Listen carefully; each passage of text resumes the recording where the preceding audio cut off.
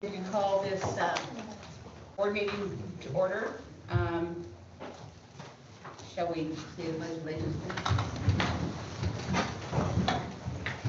I pledge allegiance to the flag of the United States of America and to the republic for which it stands, one nation, under God, indivisible, with liberty and justice for all.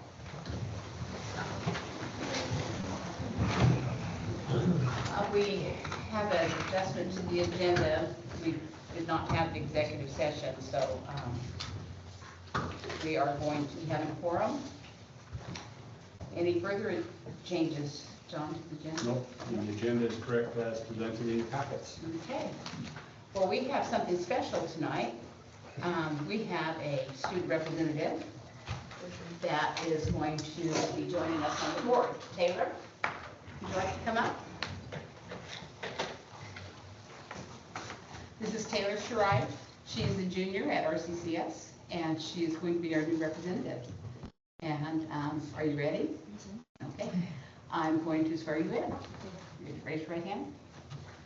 I, Taylor Shirai, do solemnly swear or affirm Do solemnly swear or affirm that I will support the Constitution of the United States that I will support the Constitution of the United States and the laws thereof, and the laws thereof, and the policies of the Reedsport School District. and the policies of the Reedsport School District.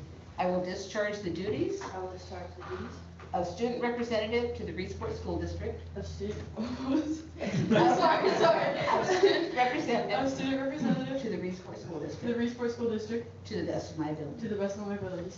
Welcome aboard. Thank you.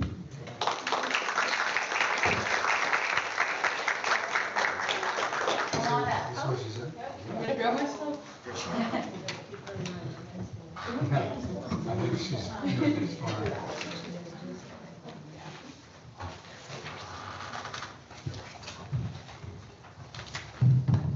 Congratulations. Okay.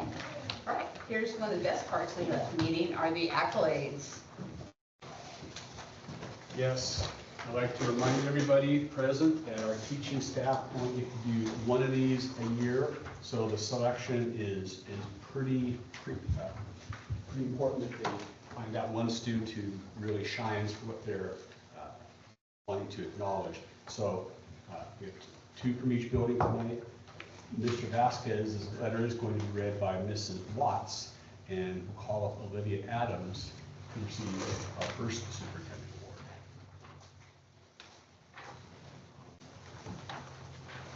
Would you like to follow along? It's all about you. To the parents and family of Olivia Adams, it's my immense pleasure to award Olivia the Superintendent's Award for the month of March. It's been a true pleasure working with Olivia over the course of the year, and I've been impressed with her growth through the entire school year. Olivia has responded to my guidance and has become an excellent class leader. That is very true. She shares strategies with her classmates to help them become better students. She's a very likable person, and she's well liked by all of her classmates. She's always trying to motivate her classmates to do the right thing, and you truly lead by example. Thank you. Olivia is an excellent reader, and she has a hunger for reading. She enjoys talking about the books she's read, and she's always asking about different book series. I sense an enormous amount of sincerity in her questions and her interest in her studies. You have grown leaps and bounds. I look forward to watching you progress through the remainder of the school year and into your future as a student. You're hardworking, and I feel that a constant focus on your studies and your great attitude, you're going to be super successful in your future pursuits.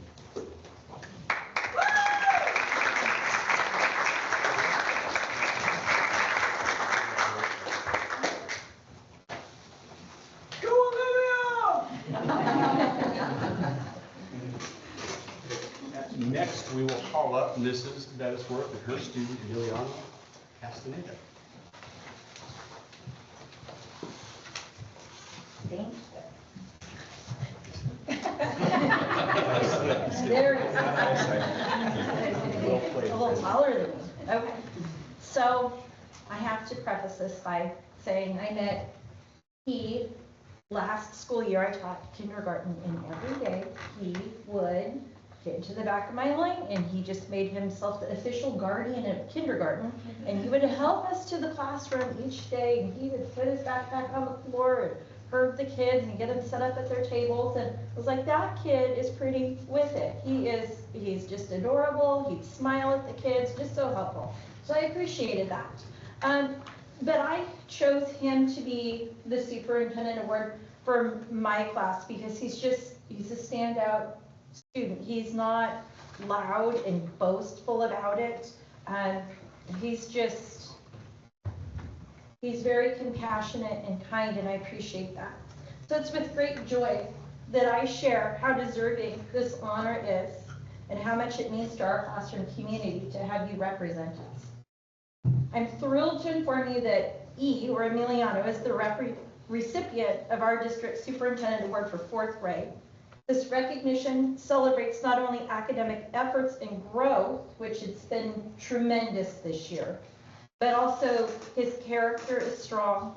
He's a great leader, a quiet leader, and he makes a positive impact across our classroom and the grade level too. He exemplifies all of these qualities deeply. He's a valuable member of our classroom community. He helps us maintain a very cheerful and positive environment, and it really helps us to facilitate a welcoming culture in our classroom. Every day when they leave the school, they open the doors and all the kids put their arms around each other and they yell, "The power of friendship." They do, which is really important because it's become our classroom mantra. And I think that we pull everybody in, and that's a hard age. So it's good that they're aligned and they're supportive of each other. He sees everybody as a valued piece of our community. And it's just really remarkable to see such a strong character, and he's so aware of the other people around us. He just has that natural inclination towards kindness. Academically, he's worked so hard. At the beginning of the year, we start 4th grade. 4th grade's hard. He's very pensive and thoughtful about everything he does. He's intentional. He puts in extra hard work. He goes home, he practices, he has beautiful cursive, and he's going the extra mile, and he's enthusiastic about it.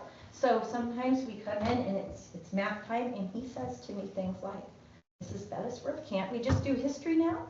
And I love history, so I just appreciate that so much. He's just engaging and asks so many great questions. He just brings personality to our room, and so I appreciate that.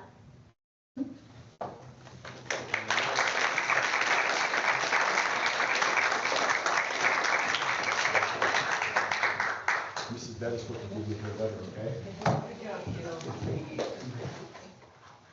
We're going to move over to high school students now, and Ms. Januszewski has brought Christian Martinez with her.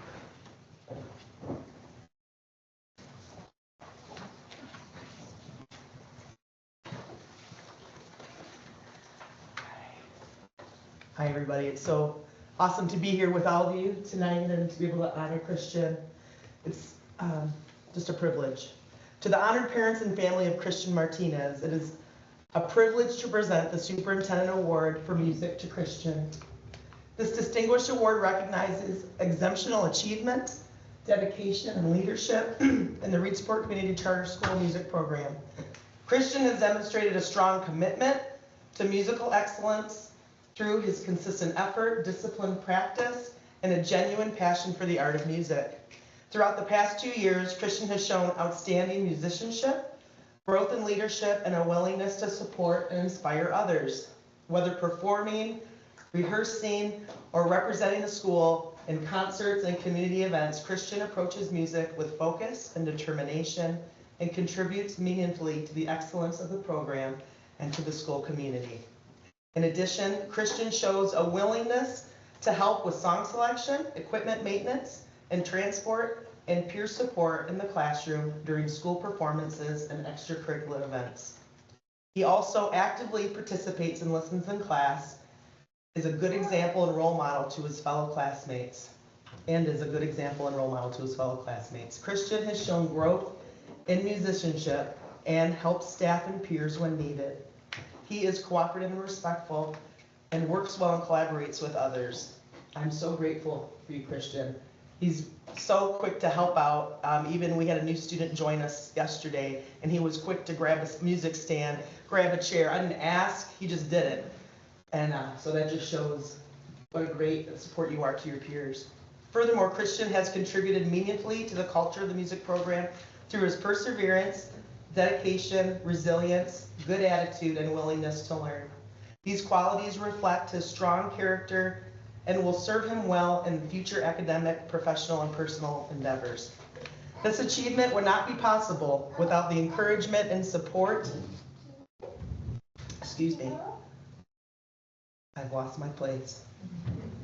Without the encouragement and support of Christian's family. Thank you both. Thank you all. Your commitment to Christian's growth and success is valued greatly and appreciated. Thank you for all your love, your dedication to Christian's learning experience here at RCCS. We are so grateful for you and all you do. On behalf of the Reedsport School District, I congratulate you, Christian, for this well-deserved honor. We celebrate your accomplishments and look forward to seeing all that awaits you. We are so proud of you, Christian. Continue to make and create wonderful music, for your future is so bright.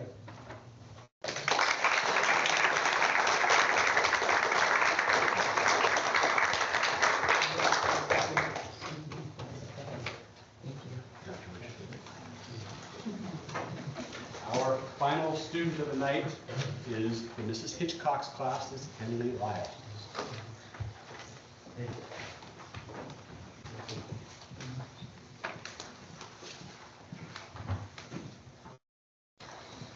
Catch my breath a minute. All right. To the parents of Henley Lyle, it's my pleasure to recognize Henley as a recipient of this year's Superintendent Award. Henley exemplifies the qualities of a model student and is truly deserving of this award. Henley comes to class each day prepared, focused, and ready to learn. She does not simply aim to complete assignments, she strives to genuinely understand the mathematical concepts we are studying. When she encounters challenges, she approaches them with determination and a growth mindset. And in doing so, she inspires those around her to approach difficulties in the same way. Even when the material does not come so easily, she maintains a positive attitude and perseveres until she achieves understanding. Henley is diligent and responsible, consistently holding herself to a high standard. She takes initiative in making up missed work and preparing for assessments, demonstrating integrity and accountability. Her work ethic and resilience are evident in the consistent effort she puts forward each day. One of Henley's most admirable qualities is her willingness to advocate for herself. She asks thoughtful questions and seeks clarification when needed, demonstrating maturity and ownership of her learning. Additionally, she is generous with her knowledge, often helping classmates who may be struggling. She is a positive role model for others and contributes meaningfully to a supportive and respectful classroom environment, which I greatly appreciate. I truly enjoy her presence and positive energy in class each day.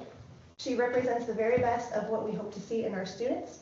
Her character, perseverance, and commitment to learning make her exceptionally deserving of this Superintendent Award, and I am proud to recognize her with this honor.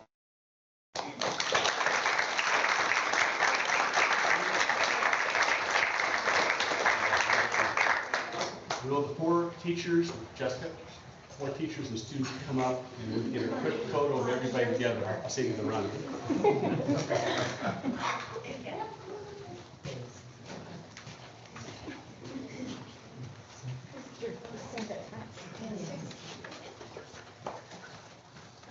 I'm going to try and get a picture with everybody looking at the camera at the same time and everybody smiling at the same time.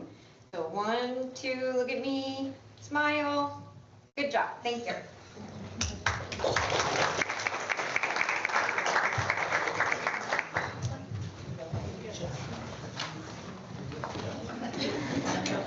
Don't worry, I won't get you. Do it.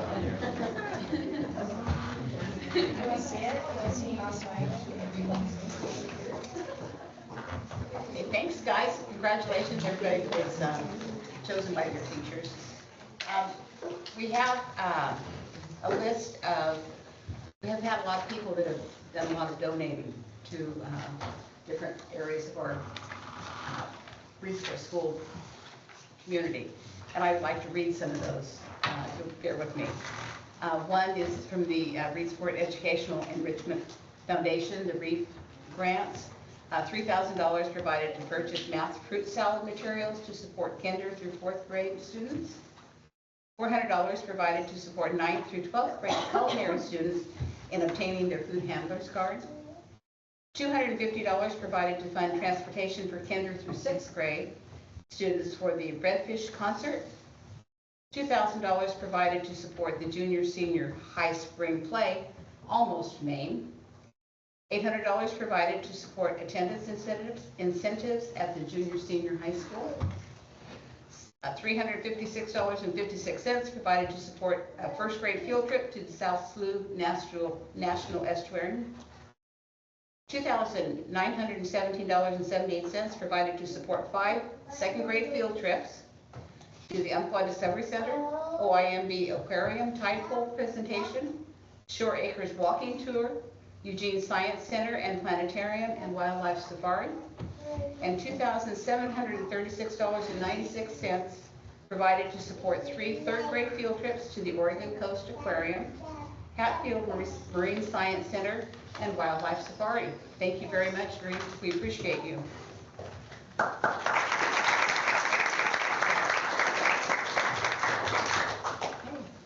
Now to reports. Mr. Zwincke. We're going to start out with the ARE, which is our teachers union. The president is Kaylee Lasky. Good evening, everyone. I'd like to begin tonight by sharing some positive news from Highland Elementary School. We're excited to share that Anna Blegas and Christina Betsworth have been selected as fellows with Founding Forward for a professional development program taking place this June and July. This fellowship focuses on deepening educators' understanding of the American Revolution in the Southern colonies and exploring impactful ways to bring this history into the classroom. Through this opportunity, Anna and Christina will engage with historians, visit significant historical sites, and collaborate with fellow educators from across the country. The experience will enhance their content knowledge and provide valuable primary sources, instructional strategies, and resources to enrich student learning. Over at RCCS, our junior high dance was held on February 26th with the theme of Melting into Spring. We had a fantastic turnout of 44 junior high students. Our junior high ASB has also begun hosting lunchtime competitions for students. Last week, we held a dodgeball tournament in the gym, and the winning house was the Terminasso, earning 5 house points. Tomorrow, we will be hosting a karaoke competition in the library.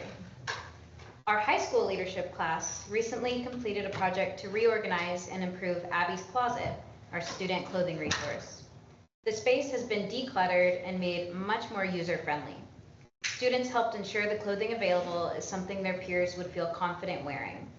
Leadership has a goal of hosting a clothing drive later this year to continue to improve the space for students in need. The 9th grade class will be hosting a fundraiser tomorrow evening at HBO's movie night. They will be selling snacks and drinks with all profits going towards the class of 2029. The event will take place in the Highland Gym with doors opening at 5:30 p.m. Additionally, the RCCS English department will be hosting its annual readathon this coming Monday, March 16th. Students are currently collecting pledges. This event encourages both literacy and community support. I would also like to briefly mention a facilities concern at RCCS. We have continued to notice roof leaks in several areas of the building, including the gym, locker rooms, and hallway. While temporary measures have helped manage water collection, the ongoing leaks create concerns about safety. Finally, I do want to mention a concern regarding staff retention. Over the past several months, we have lost quite a few certified staff members. Retention is an important issue for maintaining program stability and supporting students, and it is something we hope to continue discussing as a district moving forward. We appreciate the board's time and attention to these updates, and we look forward to continuing to work collaboratively to support our educators, strengthen our schools, and provide the best opportunities possible for our students. Thank you. Thank you very much.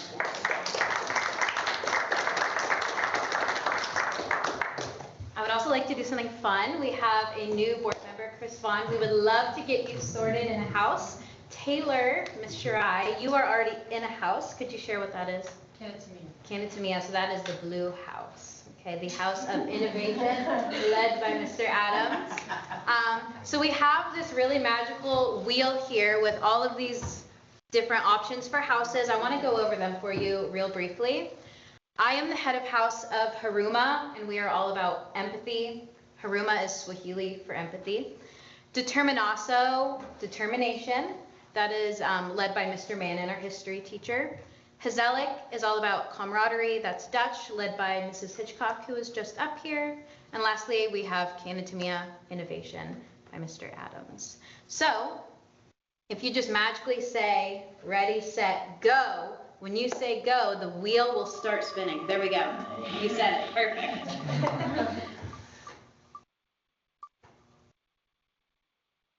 So is that it? Yeah, that's it.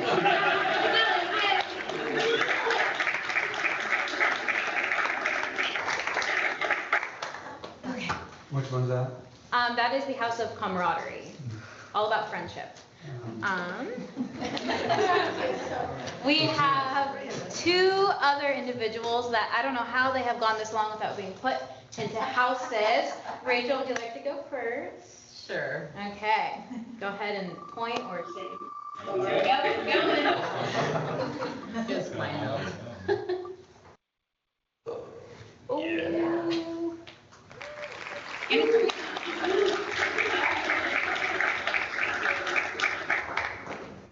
Hey, Josh, can you see the screen?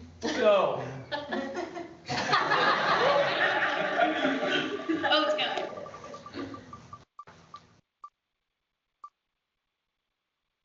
Yes. All right.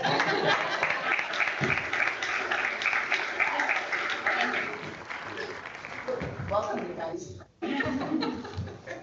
Thank you. Thank you. Okay, now that you're sorted, you just have to wait for your shirts. Yes, I will bring those, I promise. I'll see you tomorrow. Yeah, that's right. Yeah. Okay, Mr. Bempke? Next on your agenda is the softball co-op. Mr. Euland can explain a little bit about it, and then that'll be an action item for you later in your agenda. So with the girls not having enough field team, we reached out to Sayushla, the north, and North Bend to the south, to see if they would be open to a co-op. Sayushla was not open because it would put them in an upper bracket of a league that they did not want to be in. North Bend only had 20 girls come out, and they were interested, and so we entered a co-op with them. And I believe we have two girls solidly in there. There was one, and Cecilia Studer is the other one. And so those two are playing down. Okay, thank you. They changed the team name. So,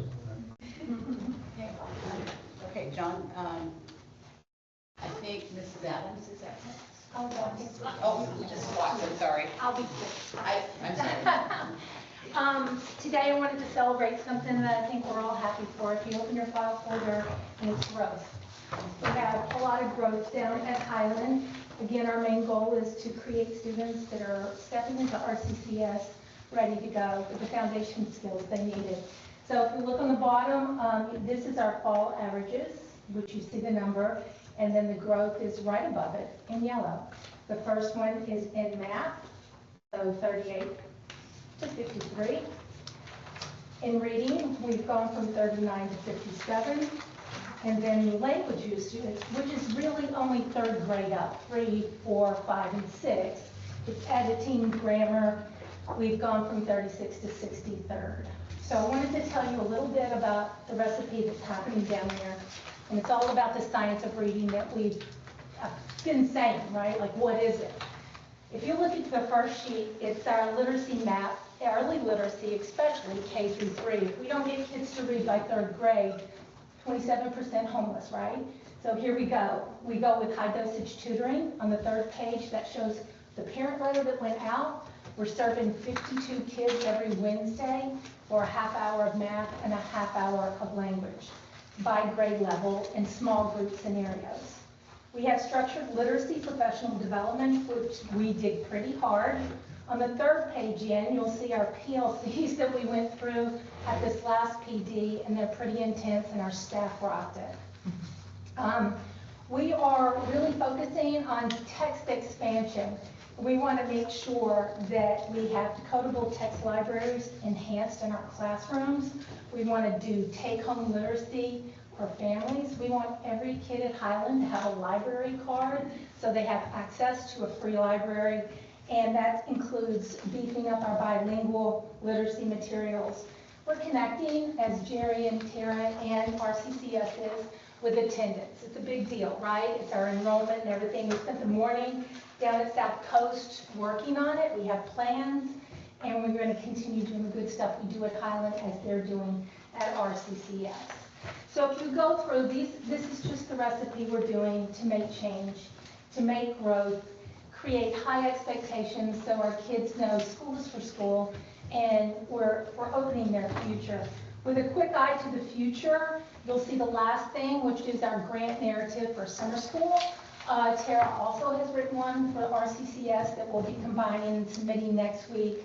And it's the history of Reedsport, Gardner, Winchester Bay, and Scottsburg. We're very excited to build those deep roots that our kids know. They don't understand where, and we want to pave that road and do two narratives, one of Indigenous folks and one of us. So we're working with the tribes. We are, it's going to be really interesting and fun, and we're going to be reaching out to a lot of community new members. We're going to be talking about careers. We're going to be following a tree on Playground B from community partners. We're going to be on boats, in our classrooms. The math is going to be, how does the boat get out of the dock? How much money? How do you take a log and create money?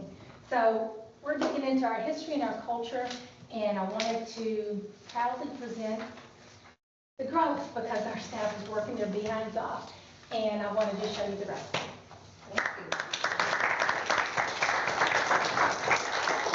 Thank you, Mrs. Watts. I have to tell you that I got the privilege of having a tour by Mrs. Watts about a week ago. And I got to see one of our first grade teachers in action presenting the new material to their students. Very engaging, very effective reading prompts and stuff. Structured literacy. Structured literacy, thank you. Yeah. Yes, it was very, very good. And in the other classrooms I watched too, the kids were they were on task, and they were focused and ready to learn. And that's what I think we need to understand, is that they're doing good things. They're doing very good things. Thank you.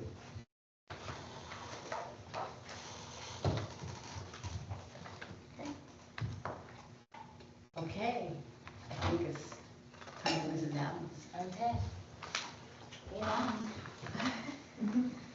I come with stuff. I see you. Okay, so we're going to do a little bit of setup here. I want to announce that this is for my internship leadership preparation project. So the presentation that I'm giving you today is for my university work and my principalship license. Okay, so the setup that we're going to do involves this parking lot. Mr. Vaughn, I'm going to put you in charge of the parking lot. Okay, if there's a question that comes up that I can't answer on the spot, which is likely, we're going to put it on the parking lot. Okay. Okay. Ms. Phillips, if I could have you in charge of this timer right here. Okay. When I say we're gonna scoot this timer, you just put it to the 15 there. Okay. The recording that I turn into the university can only be 15 minutes long, so no pressure. Okay. Mr. Morin, I want you to look after that stamp, guard it with your life. Okay. Okay, I'm going to turn around. I'm going to address the 6 students that I brought for this presentation. My hat's going to go on. I'm dressed like this because I'm not head of the house anymore. I'm an MC of all the houses. So, hence the outfit. Anytime we do something fun, the outfit happens. Okay? Okay. Class. Yes. Okay, good evening. We are going to take our folders with us. Everybody have their folders? Great. Okay. We are going to greet our board members with a handshake. Remember to tell them your name, and remember to tell them your house.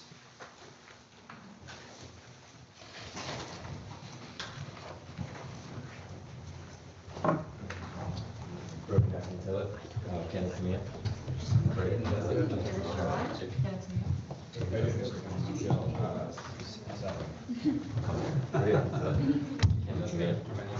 Nice to meet you.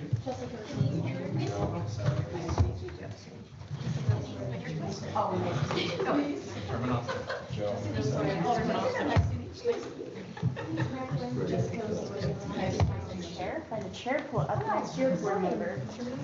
Go ahead and find a chair, pull up next to your board member. Mr. Hackney-Sillett, I believe that you are here with Mr. Zemke. Here's this.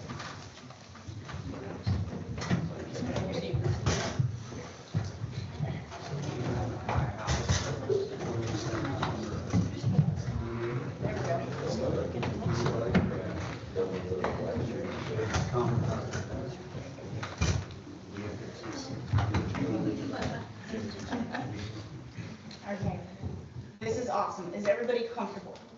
Yes. Yes. Okay, wonderful. Ms. Phillips, can you set the timer for 15 minutes? If we go over, it's okay. I can just turn in 15 minutes to my university work. That's all I have to do. That's all you have to do. Wonderful job. Okay, so Mr. Euling, at the beginning of the year, Principal Euling discussed what I was going to be doing as a vice principal, and he had the smart idea of giving me a room. And really, he didn't give it to me, he gave it to the students, but I love it. So this black frame here, okay, that's what it looked like when we first got the room. And the idea was that students would do their homework over lunchtime, but it looked really depressing. It didn't look very fun. So then we started to spruce it up, and it now looks, thanks to donations from the staff and some interesting procurement, it looks pretty cozy. Okay, so the students can go in there and do their homework and have a good space to do that in. But the determination den is more than just a space, it's a bit of a movement. Okay, so this is where your help comes in. What you're gonna do, kids, you're gonna help your adults here. You're gonna open up to the page that is just the notebook piece of paper. Please do that now. The notebook piece of paper. You're going to label that notebook paper 1 to 3.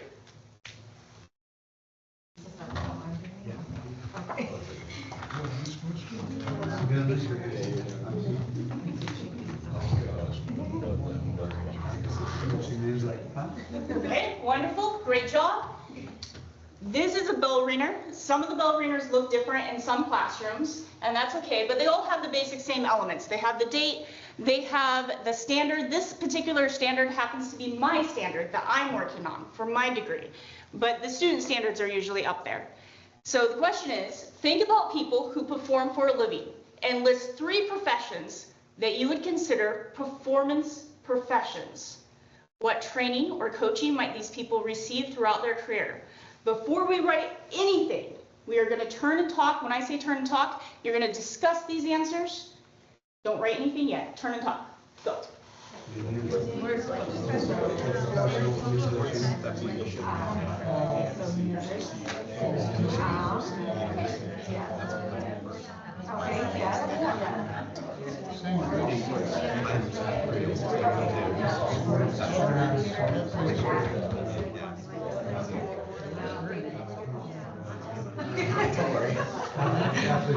Five, 4, 3, 2, and 1. Great job. Okay, now your board member may write. Go. What we're training?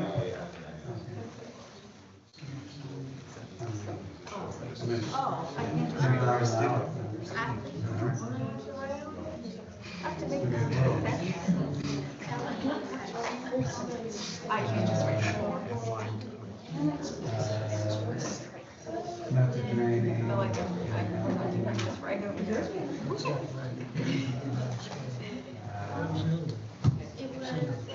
skills.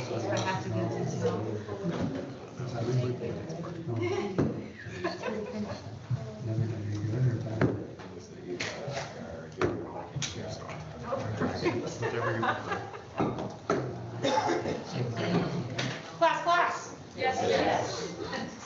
Wonderful job. What we just demonstrated was active monitoring. So when a teacher's in a classroom, they're going around and they're checking the students' work. When the students do well, they get a stamp, they get a check, they get something that indicates on that paper that they have done a good job, okay? If you all got the answer wrong, which you didn't, I would sit there and I would stand there and make sure that you had a note right away. This provides grading in real time. Okay, this is active monitoring. Okay, so what kinds of answers did we get? Who would like to volunteer? Yes. Actors, athletes, singers. Wonderful. Okay, Ballerina, football pro, and a songwriter. awesome. We did pro athlete, dancer, and actor. Wonderful. Okay, so thinking about those professions. Oh, yes, John. We had the athletes, we had the teachers in there because they're performing for an outcome also. House point for Haruma. Good job. Okay. Thank you, Ms. Adams, for the example of performative teaching. Okay, awesome. Thank you. So, John has brought up a good point. Yes, teachers are performance-based professions. They are the performance-based professions that have to stop their performance to get kids Band-Aids, to deal with something that a kid might feel emotionally. Your NFL players, they are not leaving the line of scrimmage to crawl up into the stands and stop what they're doing to handle a situation, okay? So that's point number one. Point number two I'm gonna make today is that when you are a top NFL player, when you're a top ballerina, when you're a top actor, you don't stop getting coached. Your coaching continues. In fact, you just get better coaches, okay? I have good teachers in my building doing great work. They are great teachers refining their practice through coaching. Okay.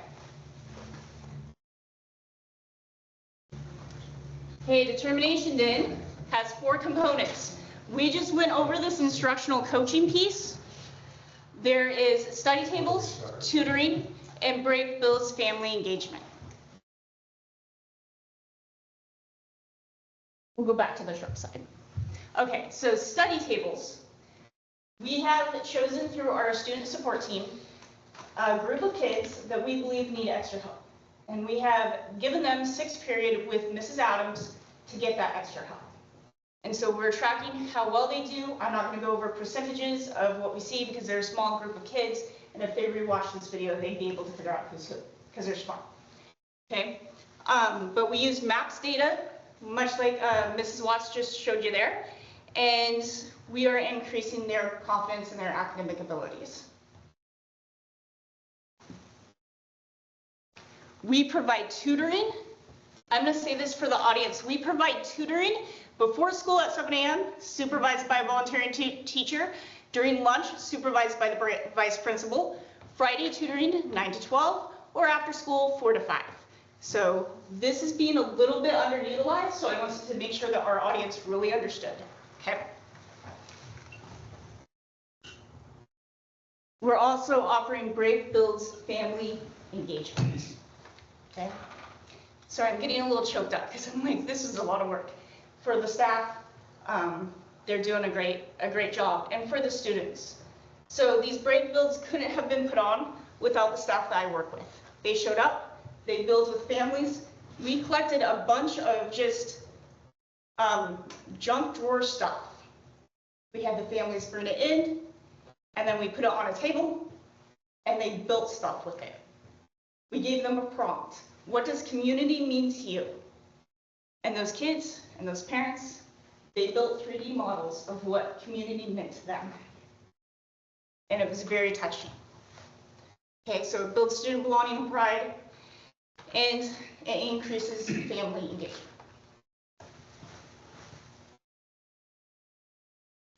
Okay, so we have a district goal of reaching 70% proficiency. This is a very high goal. We're not there yet. But initiatives like these will get us there eventually. Okay?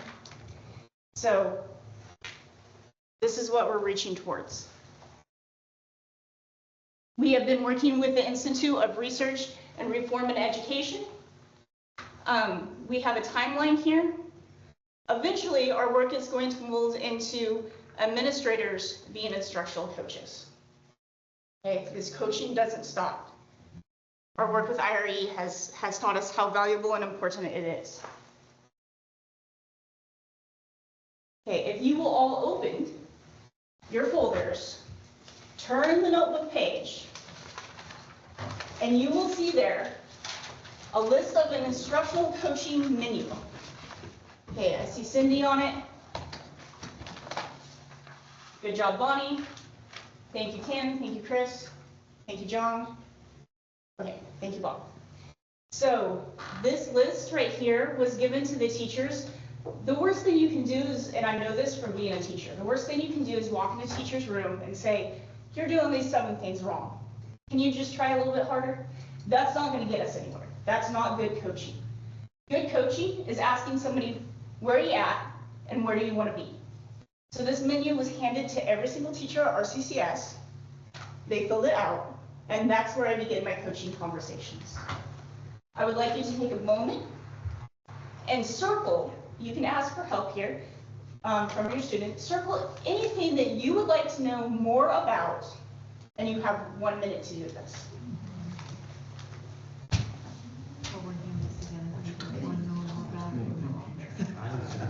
Okay. What I would like to know about you and keep you on the same page. Well, I don't even know that. I do like to hear Most of us.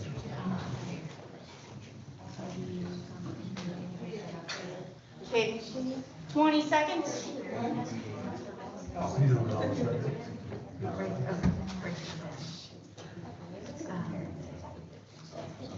So.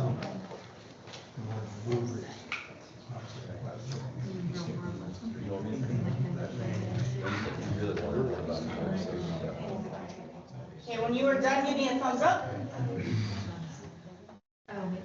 Thank you.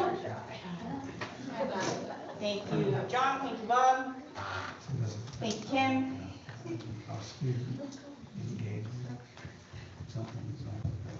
Jessica. These are a lot of acronyms. Very good. Thank you, Chris. Okay.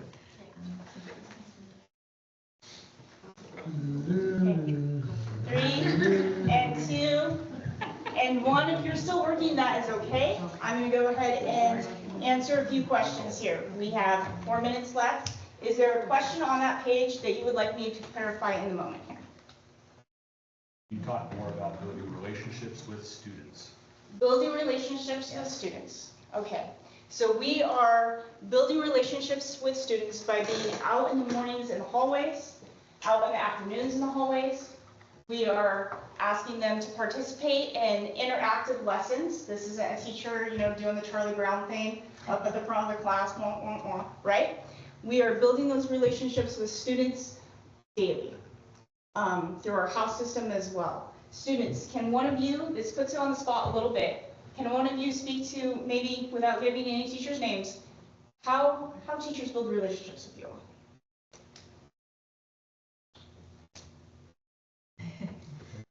Jessica? Helping me with my classes is really good.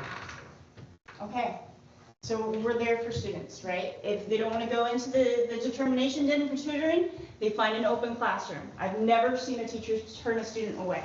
Yes, Abe? Yeah, I find that whenever I'm having a really hard day or like a hard time, that it's not very hard to find a staff member that's willing to listen to me. Awesome, thank you. Yes, Brody? To add on to that, I often have teachers reach out to me to check in on me. I like that. I like that. Yes, Denise? If one teacher can't help me with one of the subject, then they usually can provide who will give me the answer to that, another staff member who can help with what I need. Okay, yes? Teachers always providing extra work, whether or talking after class, if you have something you need to talk about, anything Love that. Okay, all things that I have witnessed. So they are all very much telling the truth here. Okay, anything else that you would like me to clarify on that page? Increasing student ownership. Increasing student ownership. So when we pass out those rubrics, so rubric, it grades on 4 levels, right? And we pass out those rubrics, we have the students go through them and read. What goal do I want to set on this rubric? Do I want to try for a 3 and then push to a 4? What goals am I meeting right now and where can I get to? So, okay, Joey, can you explain rubrics, please? So a rubric is kind of like usually it's a chart of, like a table kind of. It's like a table that you get before an assignment and then it has all the levels of what gets you a grade on an assignment. So the first level is obviously would be a 4 or an A grade, and that will, underneath that section will say what you need to do to get that. And then so on and so forth, going down the line. I witnessed a teacher just today. A student asked that teacher, what can I do? I got a B, I don't want a B, I'm not happy with a B, I'm not a B student. And the teacher looked at the student and said, yes, I know you're an A student. Read your rubric, find out what pieces are missing, and turn it back in. Own your work. Own your work. Okay.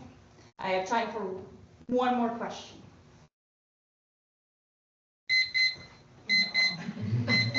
I'm going to take one more question, and then we'll get going. Aligning assessments to standards. Aligning assessments to standards. So if we go, okay, back up here, this is my standard that I'm working on. So this would have a rubric, and it would have an assessment, a test that would match the standard. Okay, and actually, everything that I've done tonight has a rubric and a test that matches the standard even at the university level. So if you'd like to see those, Bonnie, I can show them to you. But that's what we're doing. We're taking state standards, breaking them down so they're in kid-friendly language. We're making rubrics and assessments that align directly to those standards. So we're not off track. It's not just what we feel like in the morning, right? We are on track for those state standards so that we can pass the state test. Awesome, you're welcome. There is a lot on this page that probably you all have more questions about.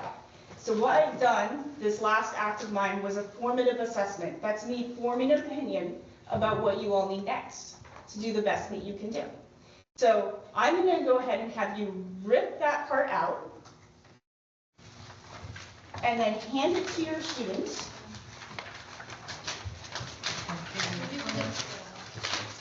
Before you hand it to your students, please put your name on it. Board members, please put your name on it. Sorry, I should have given that direction first.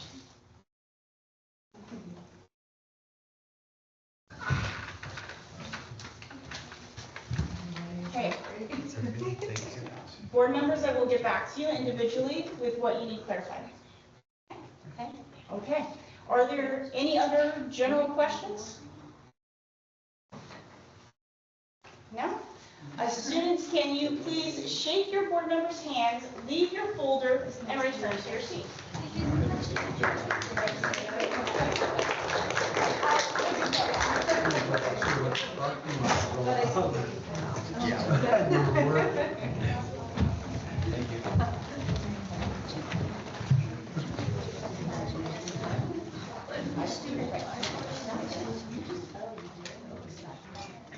Thank you, students. Thank you, Mrs. Adams, that was pretty cool. Wait, I'm not done. Sorry. The best part, okay? I don't leave a teacher's space without leaving within hopefully 24 hours. I haven't been perfect, but 24 hours is the hope in the game. A positive message. If board members, you will reach under your chair, there is a positive message left for all of you.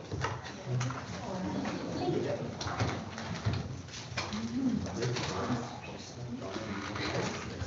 Please read them out loud. Nancy, don't put them on the spot. No, that's Says not it. thank you. I know.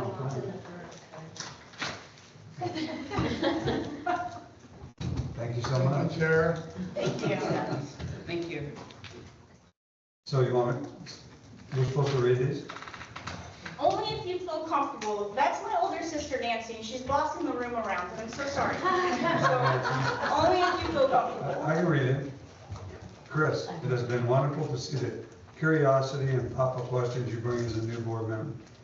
Your knowledge of state funding and willingness to dig into the details adds tremendous value to board discussions. Thank you for your dedication to learning and serving our schools. Tara Adams. Nice. Ken, thank you for the constant way you advocate for our kids and what is best for students in all discussions. Your commitment to doing what is right is clear, and it makes a meaningful difference. I really enjoyed seeing your excitement during strategic planning. Thank you for being in my group. Tara Adams. Very Bonnie, thank you for the time you take to visit classrooms and see our school in action. Your presence in the buildings means a great deal to staff and students, and it shows your genuine commitment to understanding the positive work happening in our schools. I truly appreciate your support and engagement. Tara, thank you. I appreciate you guys too. Bob, thank you for the thoughtful perspective you bring to the board, as well as your encouragement, your ability to look at the big picture while carefully considering the budget. Helps keep our district focused on sustainable decisions and a bright future. I appreciate the steady leadership and insight you contribute. Tara, thank you. Cindy, thank you for always bringing the parent perspective to the table. Your care for the families and students is evident in the questions you ask and the lens you bring to the conversations. That voice is incredibly important, and I appreciate the heart you bring to the role. Thank you. I want to give a hand.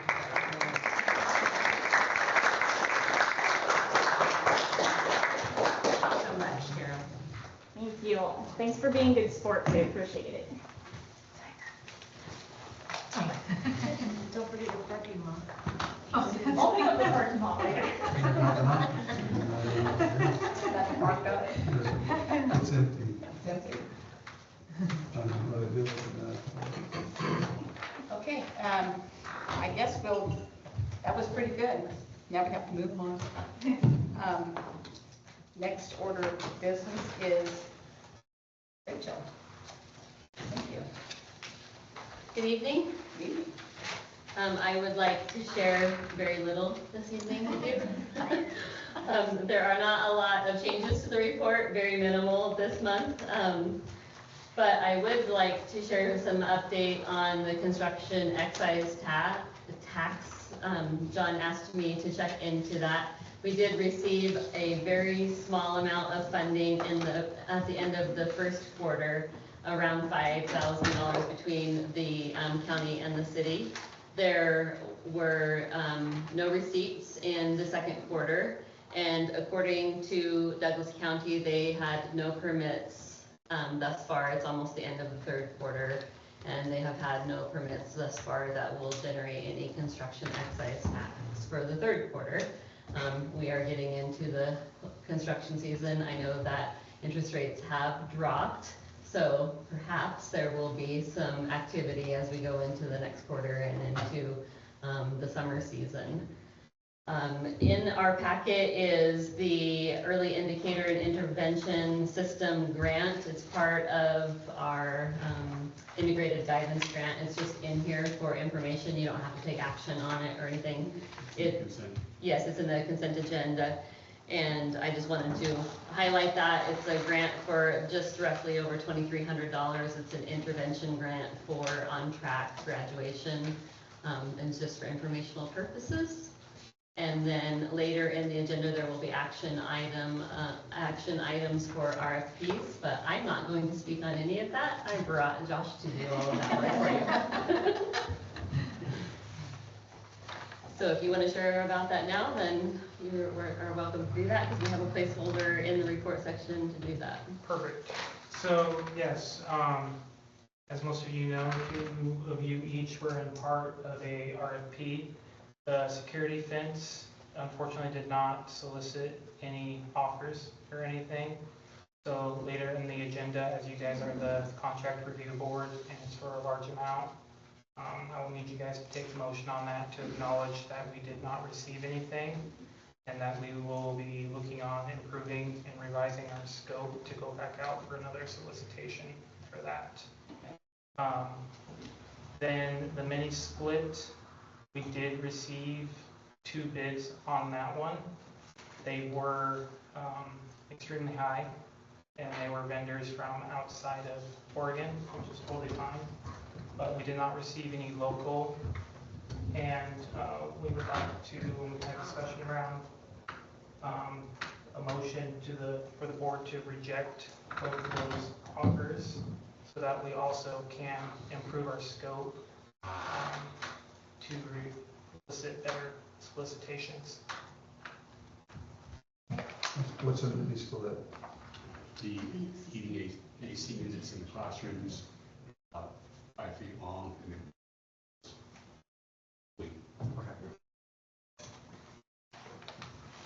In our buildings?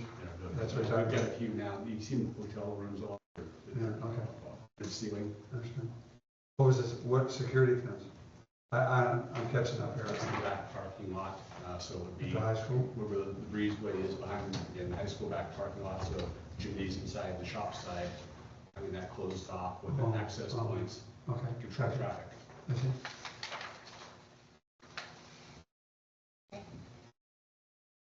All right, thank you, Josh. Thank you, Rachel. You're welcome. John? No, I wrote it to where I was reading it. I'll start with maintenance. We give her just a moment. At the Highland Elementary building, maintenance is in the final stage of ordering materials, including pipe, sand, slurry, pipe installation, and asphalt, the steam pipe repair in the front parking lot. We are coordinating with a pipe fitter to complete the welding of the steam pipe. All heating systems are currently operating as expected. At RCCS, we encountered a few minor hurdles this period. Fire alarm system required attention after a pole station failure, which resulted in a trouble code. Additionally, a smoke detector that was struck by a student required replacement, which resulted in the fire department being dispatched. The sports field at RCCS are in good condition overall. The football field required some repair after a lawn tractor sank into a muddy area, creating ruts. These ruts have since been repaired. One of our teachers also requested sand, 10 yards of sand, to help level several areas of the football field that currently create potential trip hazards, fall hazards for athletes using the field. Heating systems had a few isolated areas that required attention, most recently involving a disconnect. AHU number 2 serves the weight room. This issue is still being addressed, but is expected to be resolved soon. Finally, a purchase order has been prepared for an aerial lift will be used to paint 2 exterior areas of the building. Paint's been purchased and we're waiting for favorable weather conditions to allow time for pressure washing and spraying. Planned areas include the north side of the building, Circle Drive, and the main entrance. District-wide, the aerial lift will also be used for gutter cleaning and tree trimming across the district. Finally, Vanderclay Tree Service has offered to donate time and equipment to assist with several tree trimming and removal projects throughout the district during spring break. Are there any questions you'd like me to relay back into maintenance or that I might be able to answer? Are we addressing the aforementioned leaks in the roof?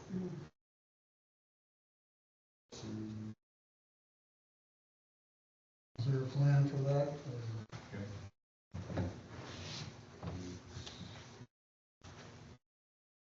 I'll have him provide a more detailed report about roof leaks at the next meeting. They have any more questions for Maintenance. Okay. Then I would offer the floor to Robin Haddock for special education report. Special education department has been busy since our last board report. As a district, we have 109 students accessing special education services. This is 20.8% of our student population. Just as a reminder, the cap is 11% for funding from the state of Oregon. At Highland Elementary, we have 47 students accessing special education services with an additional 11 students that are in the referral process, either for an initial referral, which is 8 of those 11, or because they've moved in to our district from out of state, which is 3 students.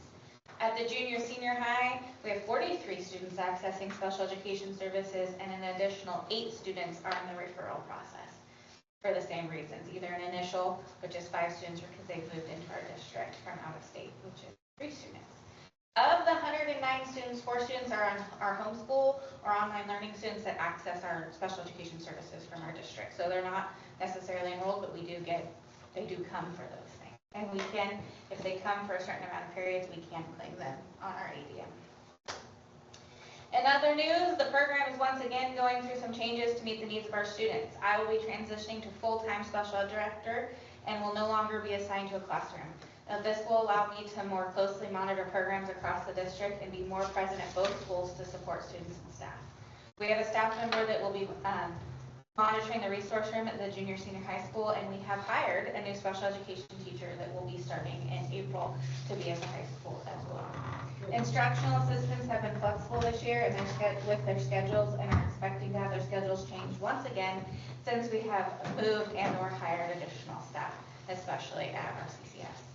We now have 3 licensed special education teachers in the district and 1 staff that does have her master's in special education and is working on getting her license. Overall, the department is constantly evolving to meet the needs of our students while also following state and federal laws. I look forward to continuing to improve our practices and creating process for students to receive special education services in our district. Thank you. How many did you say was online? How many was?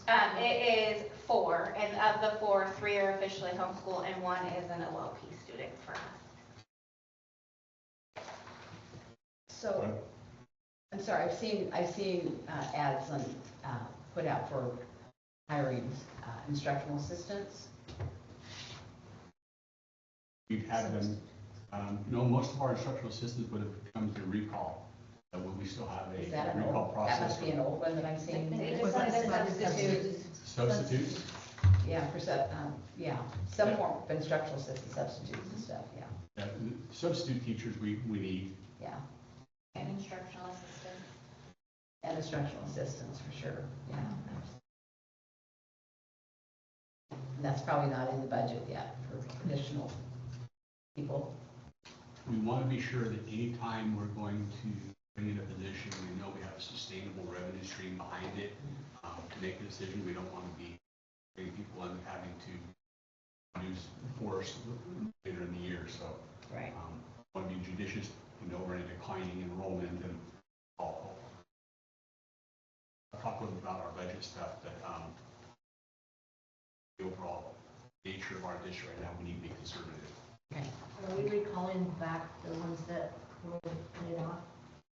The labor contracts require, I think, 24 and 27 months of recall respectively. And so if the individual is covered under the recall rights, we would have to pay attention to that and honor that contract language. Without too much specificity. Sure. Anything more? Robin, and if not, I'll finish up here. Good. Thank you, Robin.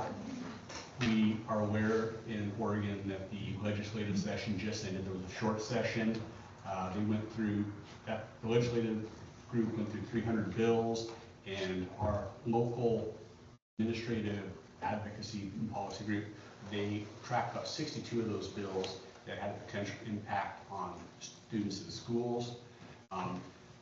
We know that our legislative leaders and budget writers were under immense pressure to develop and pass a rebalanced budget. That came because of the impact of the HR 1 bill federally and how it trickled down into our state's budget. We know that because of improved revenue forecast from February, the decoupling, disconnecting from the federal tax code, we were able to make some improvements and some gains towards the deficit between our budget and what HR 1 put us into. You know that those legislators were still having to do this work this session to find ways to cover some of the other shortages. So in that budget, what we learned, what we saw was the K-12 budget overall was protected. They did a good good job of not adding cuts into our programming. Now, to be clear, we know that the Department of Education is going to have to see $3 million in budget reductions expected to happen this year. Internally, we don't know how that's going to affect staffing departments and how that impacts school districts, but the school budget was pretty well protected. We also know that legislators did not use the Education Stability Fund. I know we talked about it in open session that it would be a very good idea because that fund is currently maxed out and it refills itself pretty quickly from the lobby dollars that it feeds it.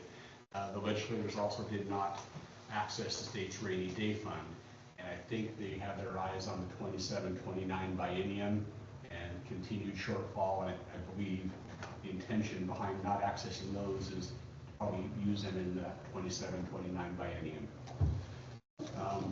Not a legislative lobbyist expert level. I'm reading from the report that it probably can't answer a question, but I would happily refer a question up to COSA and get an answer for you for the next meeting if you have questions about anything that happened in the short session. When I went to that meet the legislators in January, you addressed the issue with the what's the name of the fund that's maxed out? The Education Stability Fund? Yes. So the money is earning interest, but you can't put the interest money in there. So is it going into the general fund then? Yeah. Is that where that money's going? Right. So did they give any rationale as to why they wouldn't release that money It's all speculation. Where the speculation is that they're thinking that they're going to have that as build up to the 27-29 biennium as it can be.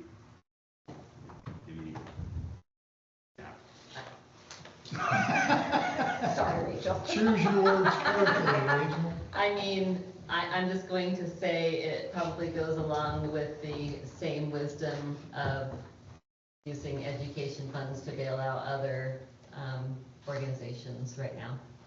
Isn't that illegal? Obviously Depends not. on how you do it. Obviously.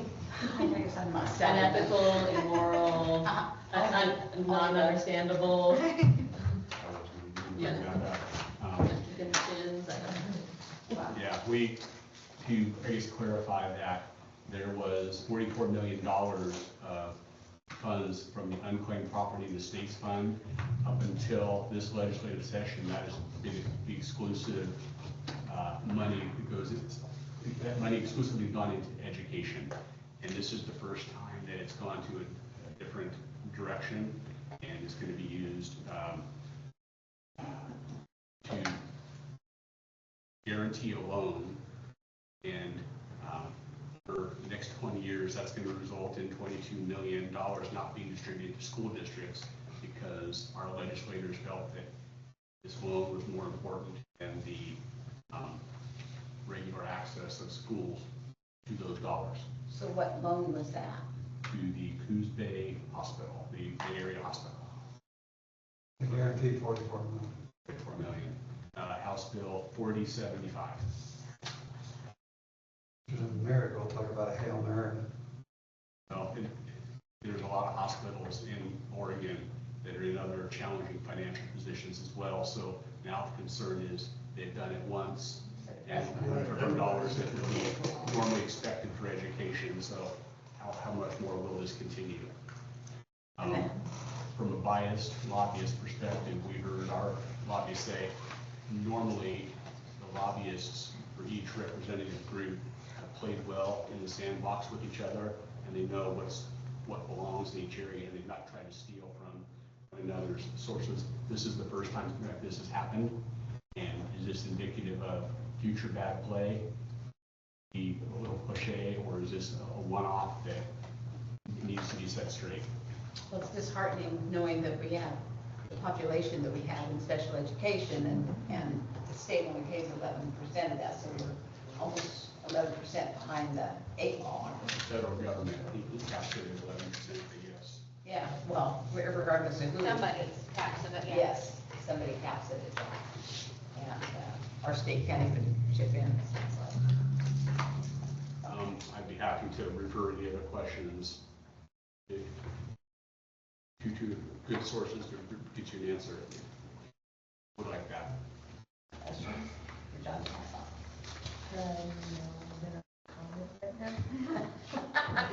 I don't know. Cindy? No? Chris? No. Okay. All right. Thank you, John. Thank you. Is that it? Yep, community comment. Okay.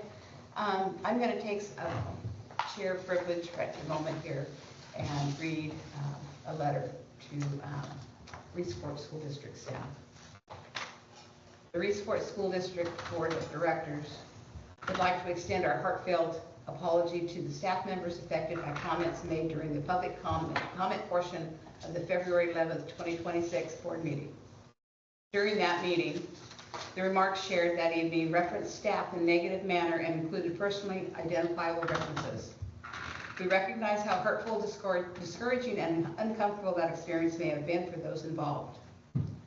This should not have happened. The comments were not consistent with board policy BDDH, which exists to ensure that our public meetings remain respectful and that discussions about individual employees do not occur in a public forum. Every day, our staff shows up for our students, families, and community with dedication, professionalism, and heart. You create safe, supportive, learning environments. You build relationships with students. You keep our schools running with care and commitment. You deserve to do your work in an environment where you feel valued, respected, and protected. We regret that the events of the February 11th meeting did not uphold those expectations.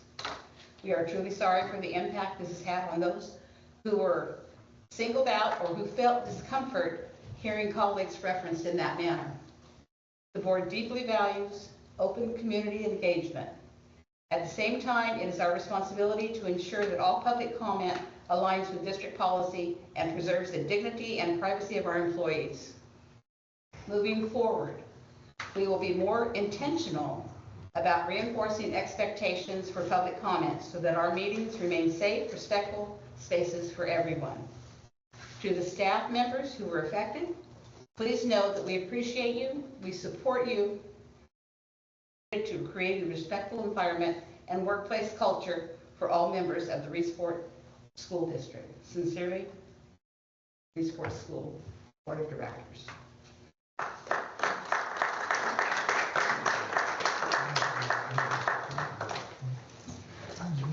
Are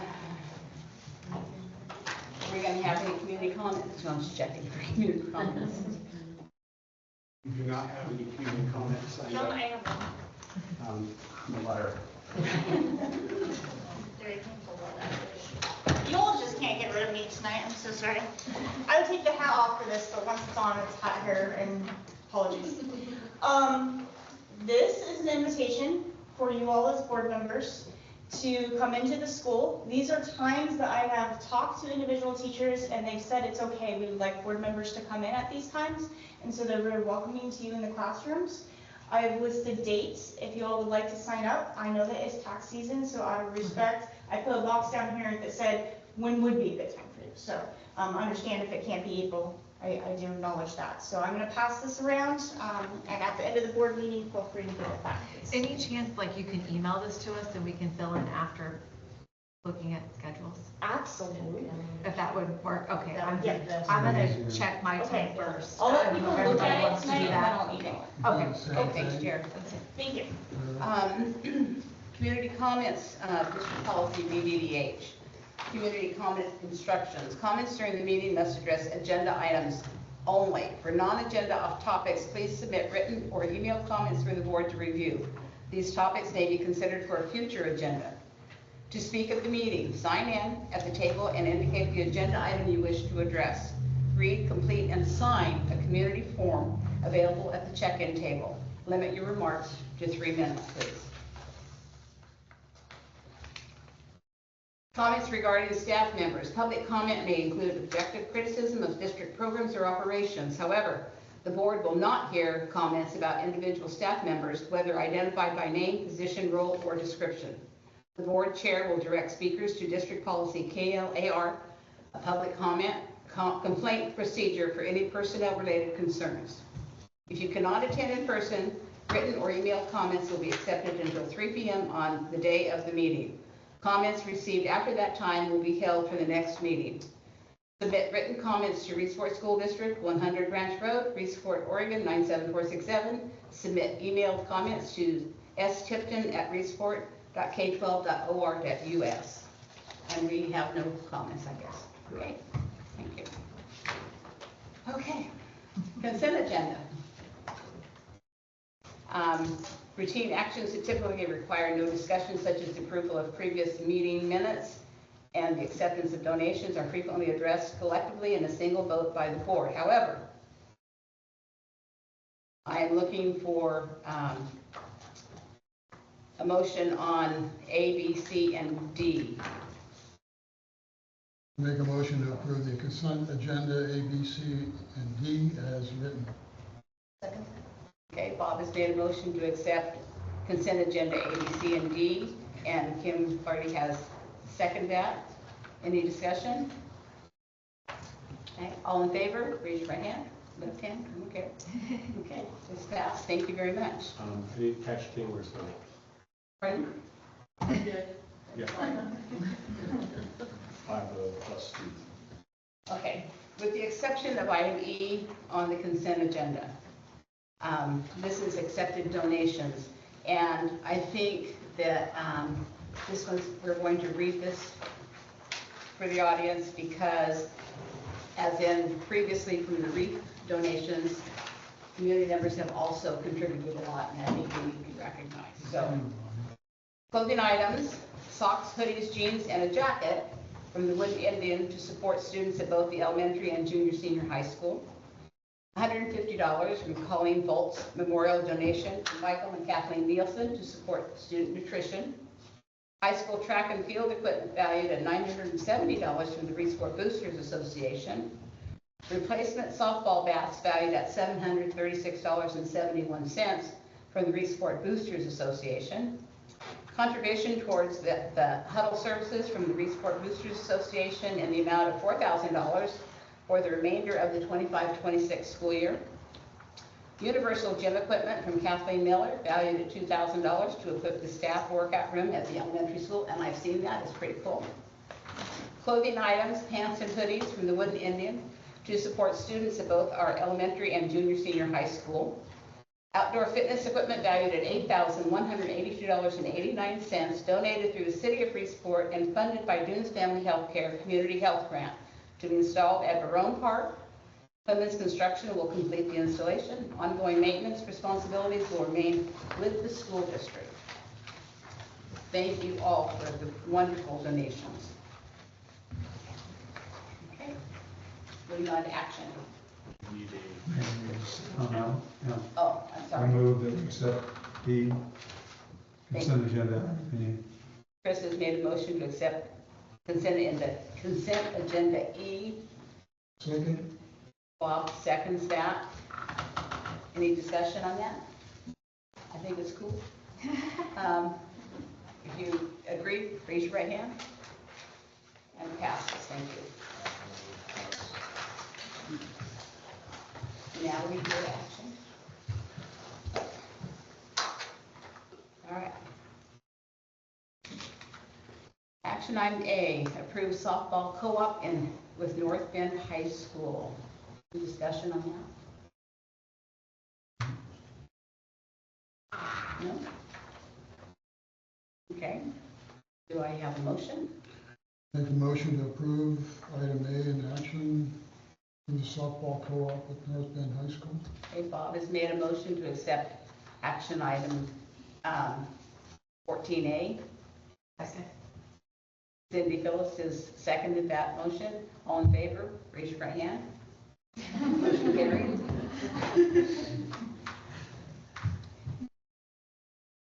Okay, action item B, approve the 2026 27, licensed personnel action for contract renewal, no renewal and extension. Just a couple quick notes. This is something that you will need to do annually on or before March 15th. It's in law, so we are going to notify members of our licensed teaching staff about their contract status for the coming year. So that's the purpose of this item. It's the first document in your action part of the packet. Anybody have any questions on that? Make a motion to approve item B.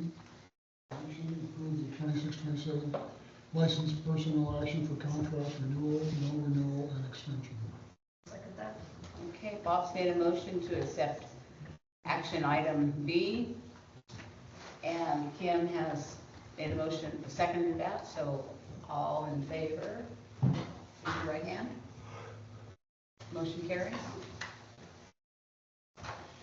And the last action item is C, to reject all offers received for the mini-split RFP. So I make a move, acting as the local contract review board, reject all proposals received for the main split installation RFP, main split installation project, RFP number 000126. Further move to authorize the superintendent to rescope the project, reissue a solicitation in accordance with the findings of the district. Okay, you've heard the action item C and the motion from Bob. I'll second that. Kim Clardy seconds that. Anybody want to discuss that further? Okay, for approval, raise your right hand. Okay, motion carried. Thank you. Am I reading that now? Now's a good time for that. Yeah. Okay. Yes, Jenny, would you please continue with the other one? The board, acting as the local contract review board, acknowledges that 0 bids were received for the security fencing installation project, RFP 00226, and authorizes staff to reissue a revised solicitation. Okay, hearing that comment from Cindy, that was second on that? That's not a motion. No, that's not. That's an acknowledgement. That's an acknowledgement, In okay. the direction for me. All right, okay, Don, you got that? It's on the record. All right, moving on to 15, discussion. We have A is a review of the enrollment work session and the next steps. Okay. We had a work session and on enrollment. And if you see the charts, all the charts on the back wall, those are all the scenarios that we came up with, ideas that we're working on in conjunction with our strategic planner to see about getting enrollment built back up. We've talked about keeping the charter or transitioning to a public district. I have any conversation on that? Well, I'm kind of the one that brought it up, so I guess it's me. So I kind of continued on trying to sort it out, and there are pros and cons to both. I thought maybe there was a magic trick to inject into policy that would maybe put a floor underneath our enrollment loss. It kind of sounded good to start with, and the more I learned, the more I came to realize that the cons outweighed the pros on that one. And the main pro for continuing, and I spent a lot of time talking to John about it. John kind of filled me in on, like, I finally just said, so, you know, why should we do it? Why shouldn't we do it? And the main reason to continue on as a charter school is it provides flexibility to the administrative staff for dealing with enrollment-related issues like splitting teachers into rooms, and, you know, it makes a lot of sense. So I couldn't see enough gain or the likelihood that changing back to a public district would create enough good to outweigh that, at least in my opinion. And so you probably won't hear from me again about that one. I do think that, there are scenarios in which, 8 years from now or something, we go, maybe we should have done that. I mean, I can see that there are a few, but they're not likely enough, at least in my assessment, to warrant making that big of a change right at the moment because of the importance of flexibility and administration of the schools. As far as enrollment issues generally, which I've also spent a bunch of time on, or kind of, I suppose the main thing I've learned is this isn't a Reach Board issue. This is a statewide issue, this is a nationwide issue, and it's not K through 12, it's all the way up to, the universities in the state of Oregon are all experiencing significant enrollment losses. So you can get to a number of different ways of trying to understand how that can be. There are some sociological issues like general birth rate decline that are definitely going to cause problems in overall enrollment in all schools because there's just going to be less kids.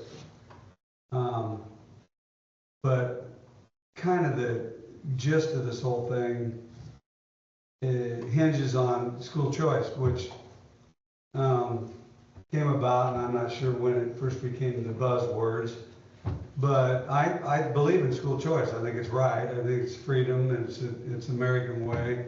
I don't think that when it first came about that you couldn't foretell this future that we're all kind of in the middle of now.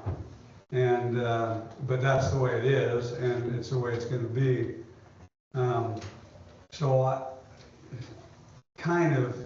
There's a referendum on public education generally going on here, and we'll just see how it all plays out. Whether or not this district can do anything individually to better its prospects compared to others, or are we all in the same boat? I don't know. I really don't know. I kind of am farming around looking for something, some great idea that could single us out and carve out a special space. I've kind of examined sort of what Elkton did, and Elkton got more lucky than it did anything, but it also exploited it. I don't know that Elkton can hang on to that same advantage that it seems to have gained over time. I don't know. It doesn't, probably not. But I haven't got any great ideas at the moment, at least. Other than, so then at the time that I brought it up or kind of started this, I said that, or at least I was thinking it, that it was kind of a two-step process in my mind. One was maybe something as drastic as dropping the charter school, if that's what it took. And then with or without that action, then it would then fall back to, what I was, in my mind at least, calling curriculum and culture. Can you create a curriculum and a culture that separates, somehow becomes marketable, as Tara Adams? You're right. I mean, I totally agree. I didn't mean to argue with you. You're right. I just don't like the idea of selling something that isn't, if you're going to sell something as being the best or better, it needs to be the best or better, instead of just a pure marketing ploy, in my mind at least. So, curriculum and culture it is, as far as I'm concerned. And we just try to make these schools as best as we can, and get the word out there as best we can also. I mean, there's a lot of energy here. I mean, I think it's great. I just don't know if we can sell it, or in any way, maybe. I mean, I don't think it's a start. And, but better scores and stuff like Missy's kind of showing and stuff are sellable things. So let's go. I mean, But as far as I'm concerned, the charter issue is not worth pursuing, at least I'm not interested in pursuing it. So if that clears the air, I hope so. Thank you, Chris. Anybody else?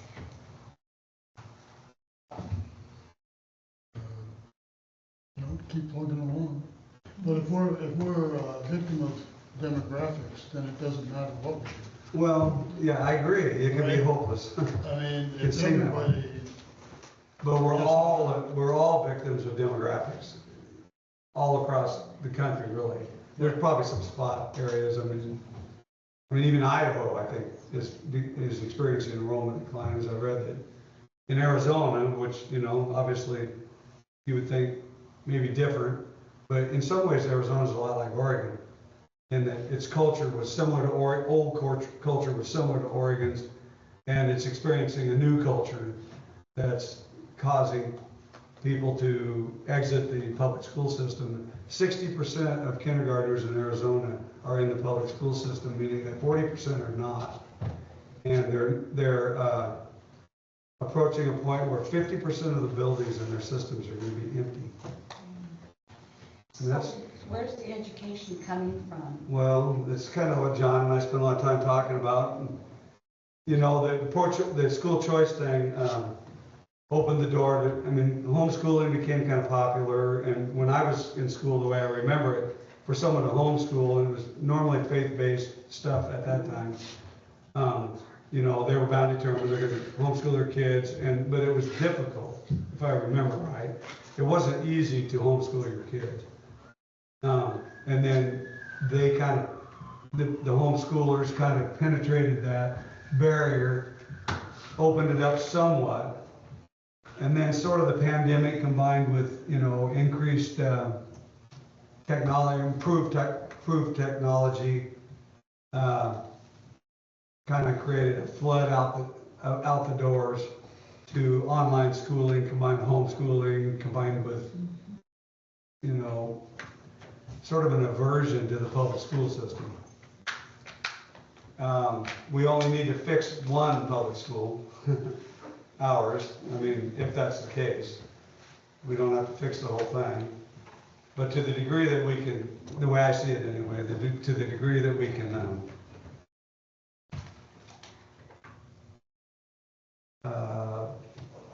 choose my words carefully,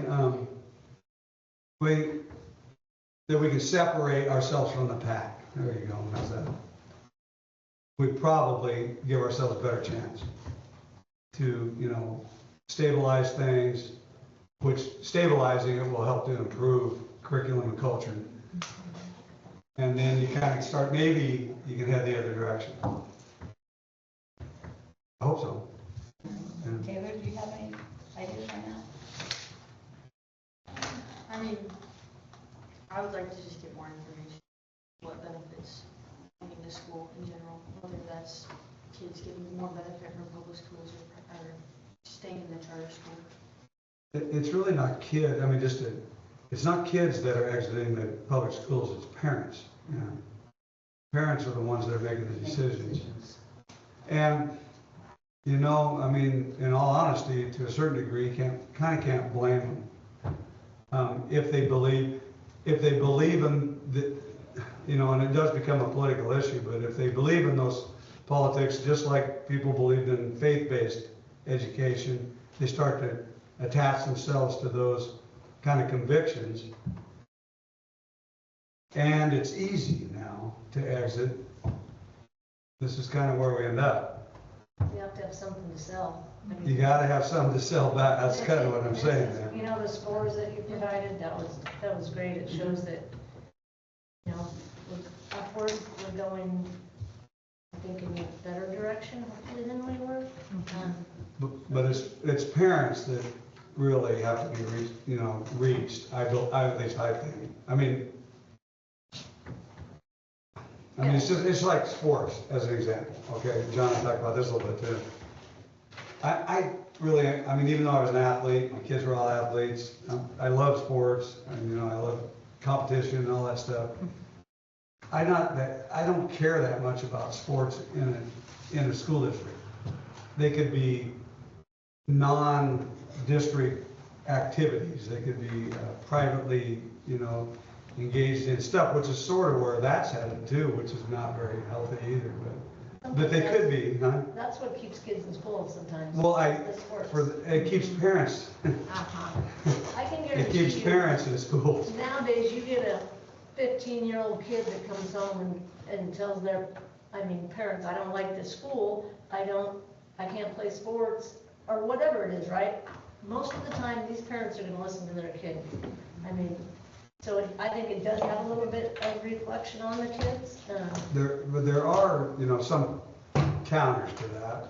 And I talked to John the other day, I said, well, if you think about it, Elkton doesn't have much athletics to offer. So it hasn't been a critical element of their success, as far as I can tell, unless there's something going on that there I don't know about. So there are scenarios in which sports aren't integral to creating a successful academic environment. However, in most cases, they're important, sports are, to stabilizing enrollment because of the parents' issue. And we used to have in some districts, Future Farm FFA, Future Business Leaders of America, that kind of stuff. I don't know that our district offers anything like that or has the ability to offer anything like that. We don't currently have those professional programs for sure, or agriculture-based or. Well, Future Business Leaders though is not. FBLA, Yeah, like they they had that, yeah. Do they still have it, Sam? No. Okay.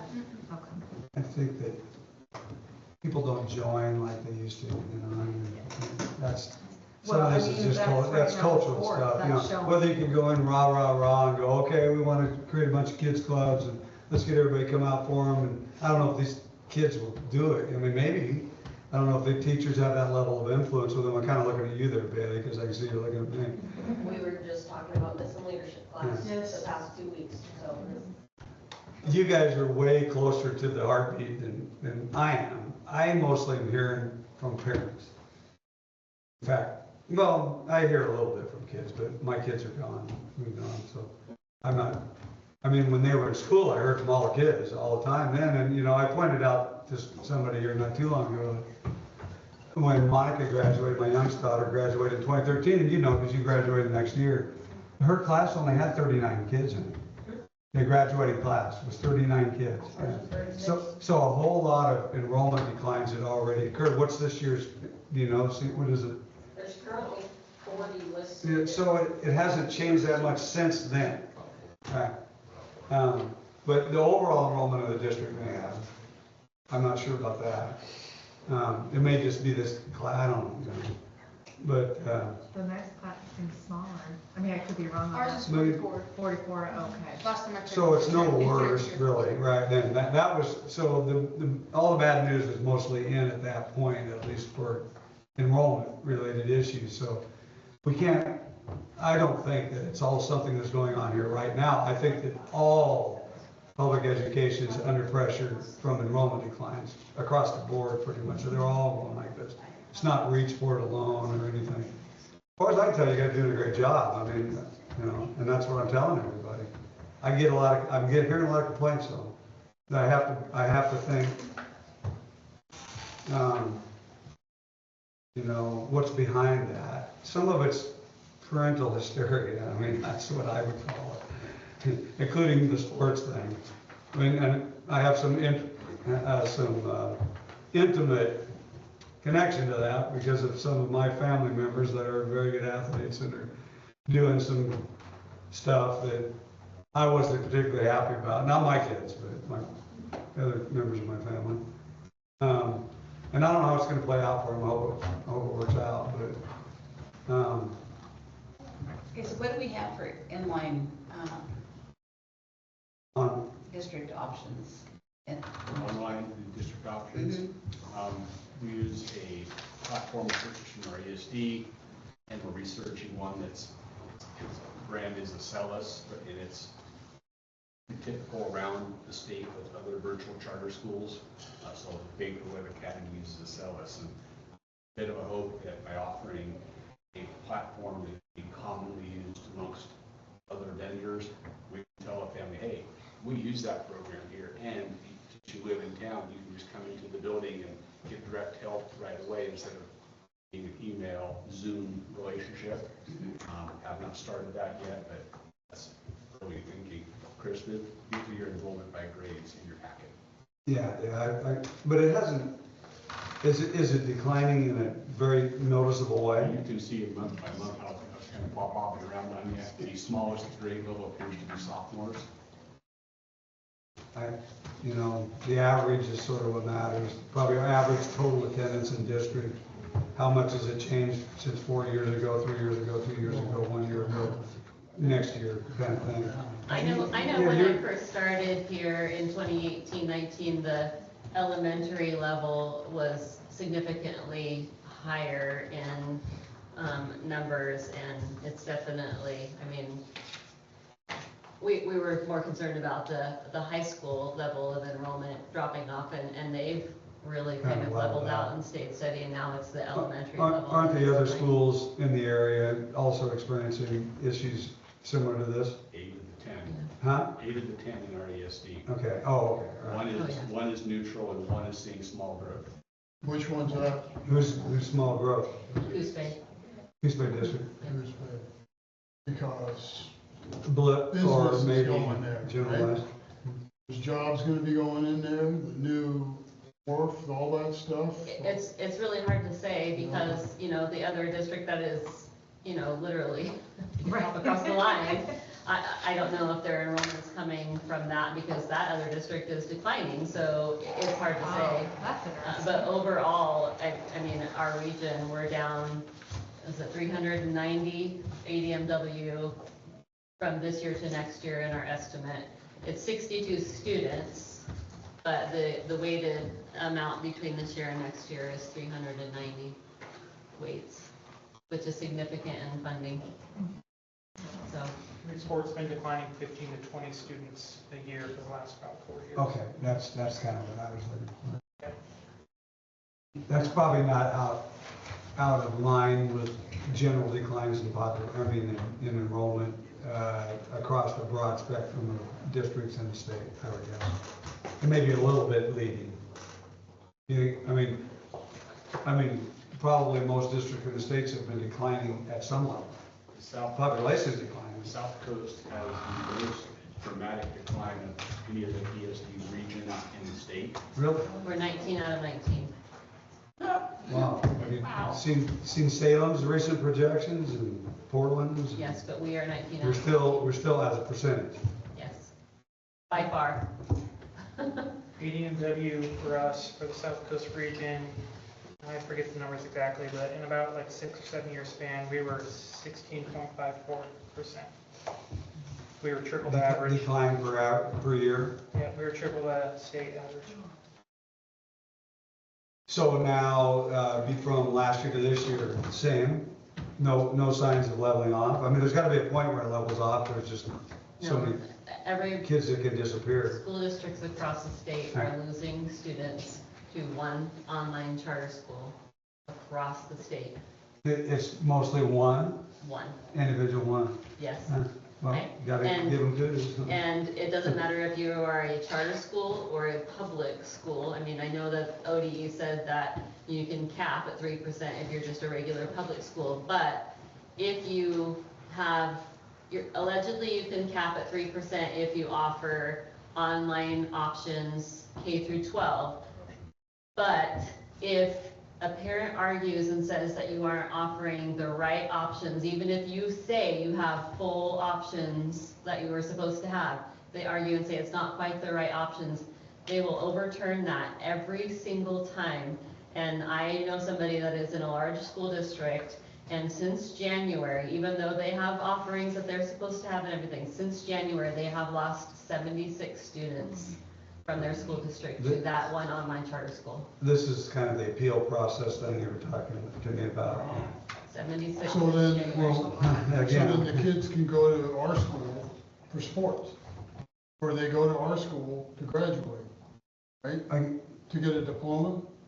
Yeah, online charters often have their own, Okay. their own diploma. They can still play sports in that district. They have to be allowed to play sports in the district that they live. So is that what's gonna become of public schools, is just an athletic Yep. training ground? Well, I'm sorry, I didn't mean to laugh. That's not, Where is this charter school out of? I mean, It's Baker, but they have sites all over the state they do. because their revenue is outrageous. They have such an amazing enrollment now. Really? Yes. Portland, all, Wow. we're all going to that charter. Yeah. Because they can offer an on-site activity option for you to be able to drop your students off. They have in Roseburg, they have, down in Curry County, all over the state, for you to drop your students off and have hands-on activities, hands-on, tutoring, intervention, whatever that you need, or you can just do everything online. You don't have to have in-person option. and this is kind of why I was exploring the charter thing.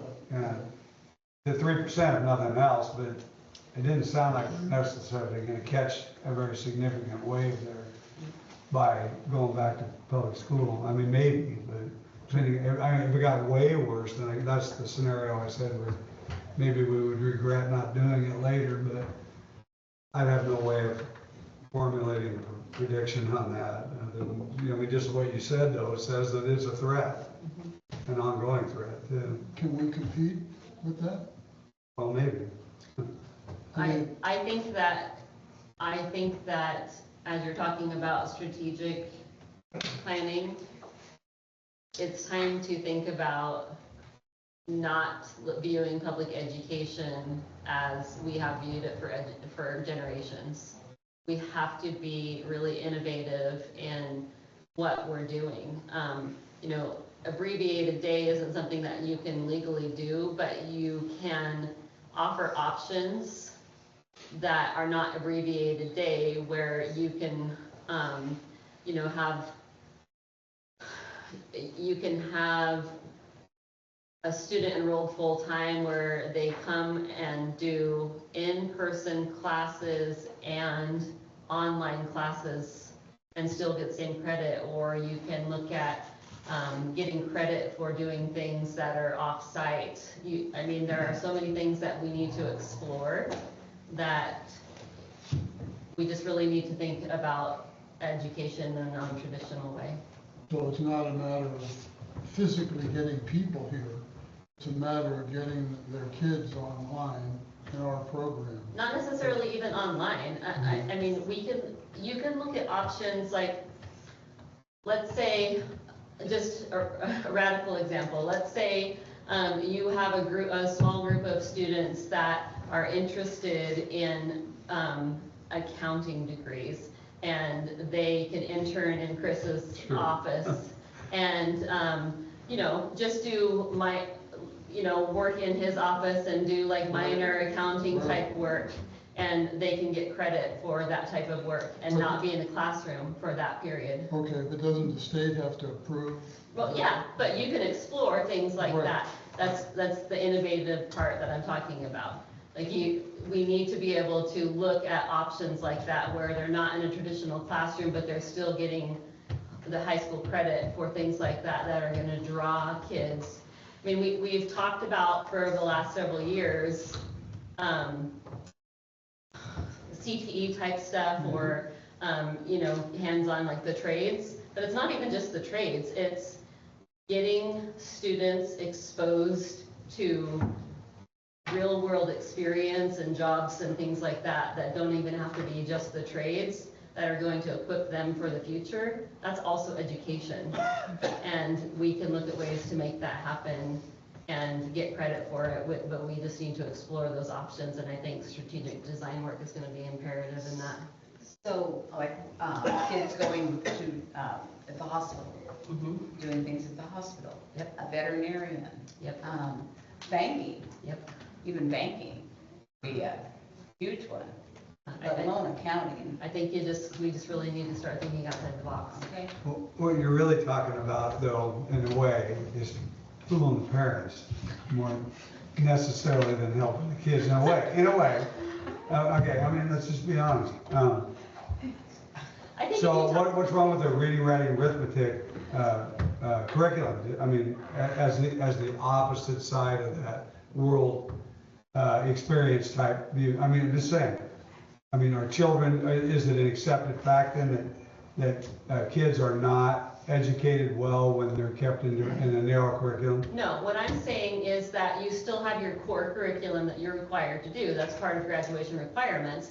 But instead of electives and trying to find electives and trying to get teachers that are going to teach electives that are going to engage students and keep them in school, instead having electives where they get real world experience that says, do I really want to do a job like that? Do I want to try this out before I go to the college path or the school path that is going to lead me to this and I waste 2 years or 4 years of going to school?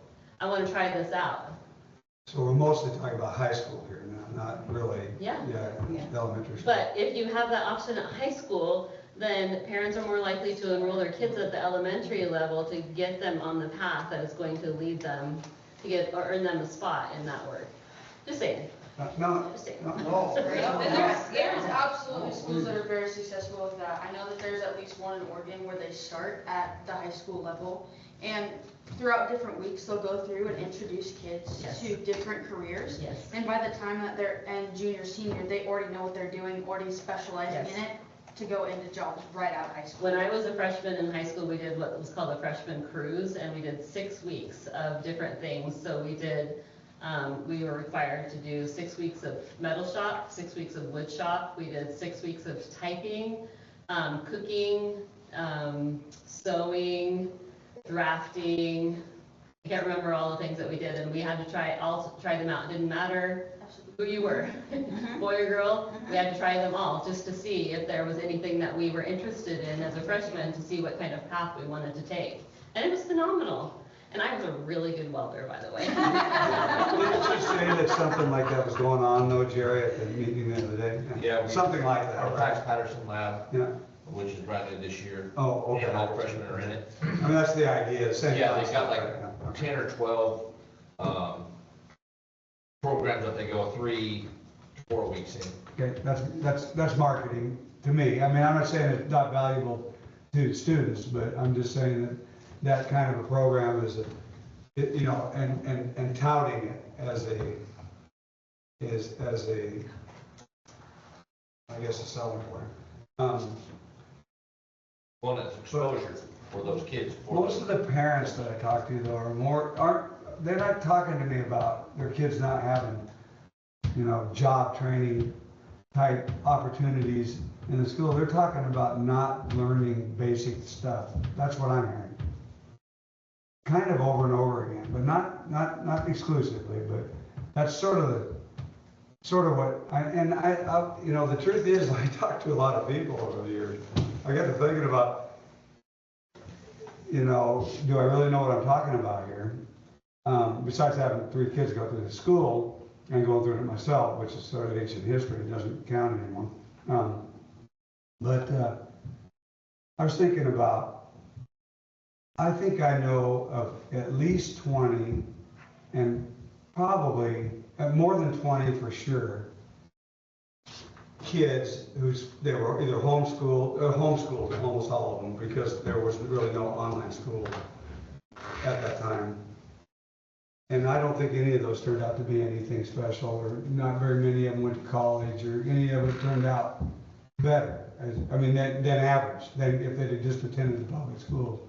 And I also know a lot of kids that have graduated from this school in recent years too, that have gone on to make a lot of money in certain trades, and way more money than their college educated cohorts are going to make. I mean, I know, because I do a lot of taxes, and they're in the right industries. And so I'm just saying that there's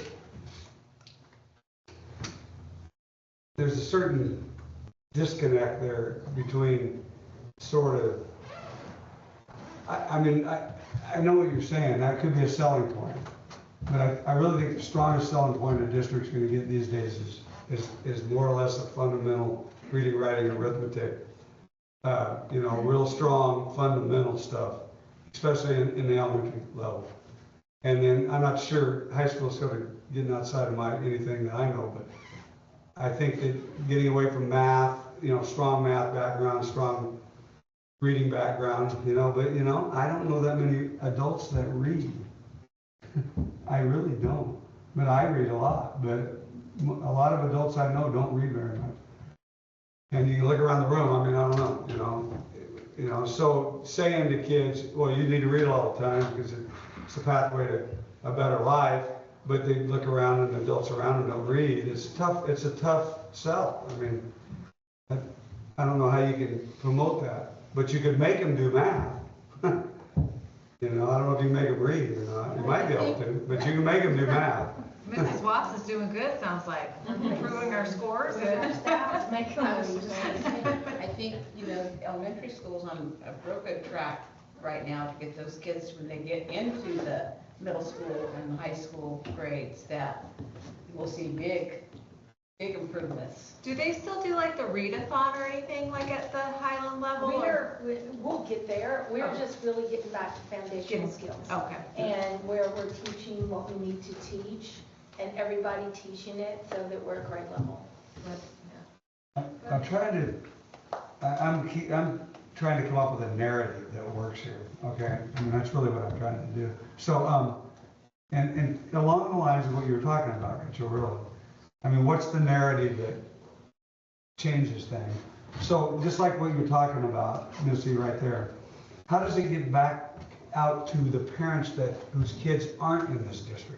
It's word of mouth is incredible. So I really think that we have to get through the work of reaching our 70%, which we are really vying for.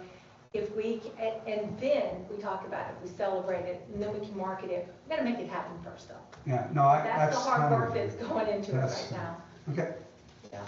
I think that's it. It's going to take a while, I hope. This is a year and a half in, and we're just now moving the needle. You feel like you can see demonstrable student improvement? I have data back, yes. Okay. Just asking, do you have your readathon advertised well, like around the community, or you? Yeah, it's going to be on Facebook and the school Instagram for the kids. We are also encouraging comfy wear to allow students to get cozy with their book. We're advertising it that way. We have had pledge sheets out with the students for 11 days, and those will be due on Monday. Fingers crossed for a great turnout. It was great last year. We raised over $2,000, completely student raised. So we're hoping for a good outcome this year. All of my classes visited the library today. They picked out their independent reading books, got familiar with the library system. Can we join you next year? Absolutely. Okay. You could join us this year if you wanted. Ooh, got the pants on fire. Absolutely. Absolutely. So yes, just not discounting the core subject, because that is vital. You have to build your core subjects, make sure they're strong. I think that the district is very solid and foundational, and making sure that it's important. But then you also have to build the student engagement piece to go right along with it, because the parents care about the core, the students want to be engaged, and you have to put them together, because once you get to the high school level, those students' engagement are going to drive what the parents want to have happen. So at what point, Missy, you think that the parents of the children in your elementary school are telling their friends, well, man, these kids, this is really going good? Well, the high dosage tutoring on Wednesdays, right? So 52 kids, it looks like a mob outside. And every week I think that they're not going to show up, and they do. They do. So those parents have to pick them up. I see one parent picking up 4 families, this and that. It's going to get out there, but we're servicing the kids who need it the most in that program. So it's the kids that don't have books at home and are not, parents maybe aren't the whatever. They are grateful to have this service, because I think they appreciate the time and the effort of teachers to spend with their kids to get them where they need to be. I notice you still have the vending machine, the book vending machine there. Yeah, we're going to pop that up too. We need to get some, yeah. I'm going to spend some money, Josh. I promise. Early literacy, we got it. I'm gonna. is there, I know, I don't remember if it was early this year or not, but as far as like if books are needed to put out again, like an Amazon wish list? Yeah. I don't, that seemed like it went pretty well. That was for the high school, right? I mean, that seemed like it went pretty well for, We have that Meeting literacy needs. connection on that, so that would be great for you guys. So, yeah. okay. 100% go that way, so we can get the little ones down there with that literacy grant. Oh, Yeah. sorry. So one last comment. So we're on enrollment, and that's been kind of part of what I've been doing. So I do think that sports matter to parents, and that continued weakness in sports programs is not going to help us enrollment-wise. I mean, I don't like the fact that it's that way very much, but I do think it's the truth. I'm interested in I'm interested in incentivizing coaching at the lower levels. So I'm gonna put it out there, but I already know that it's controversial and it can be difficult to accomplish. I'm already determined that. And, you know, the doors are shut kind of on that, but I'm interested in it. And I know where I can get some money to do it too. Well, you know, for baseball in particular, because I have a son, you know, the majors and the minors and the T-balls and stuff like that, I don't, what's happened with that? You know, coaches. Well, yeah, there's problems, and like I said, it's kind of like enrollment, and I brought it up to Missy, and I think she thought I was crazy, but I said, we need to find a way to incentivize these parents to bring their kids to I'm not school. gonna pay them, we are ethically different. I said, even if it means paying them, I said, not that that's my chosen method, but if it meant that, I would do it. Bob, I'm with you. I mean, I just saw that they were looking, that they weren't going to be able to play, I don't even Isn't it remember. 10U? Yeah. I think it was 10U. They have a 14.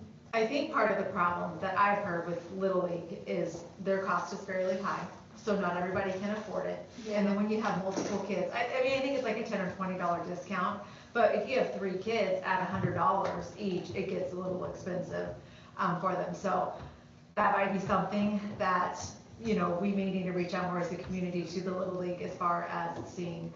Once, when my older son was in, it was the high school was very involved with Little League as far as helping community service you would get for coaching and that kind of thing, but it kind of got disconnected. So, I mean, if all of our sports, again, like our schools started to be combined, we may end up with more people wanting to play or going out, or seeing reasonings if cost is one of them, or sometimes travel too. To me, I'm just looking for incentives.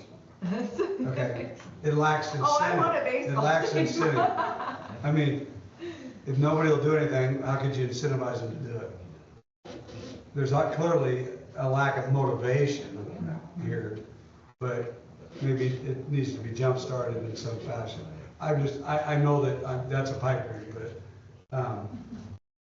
if I put it in enough, put it in enough people's heads, maybe something comes out of it. Yeah, I mean, I think that if we had like, usually there's like 4 or 5 T-ball teams. I'm not as interested in just T-ball though.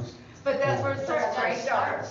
We used to have 5, we have 2 now. Yeah. Like, it's just, I don't know where So, that is. now until April 15th, Chris, there's your job.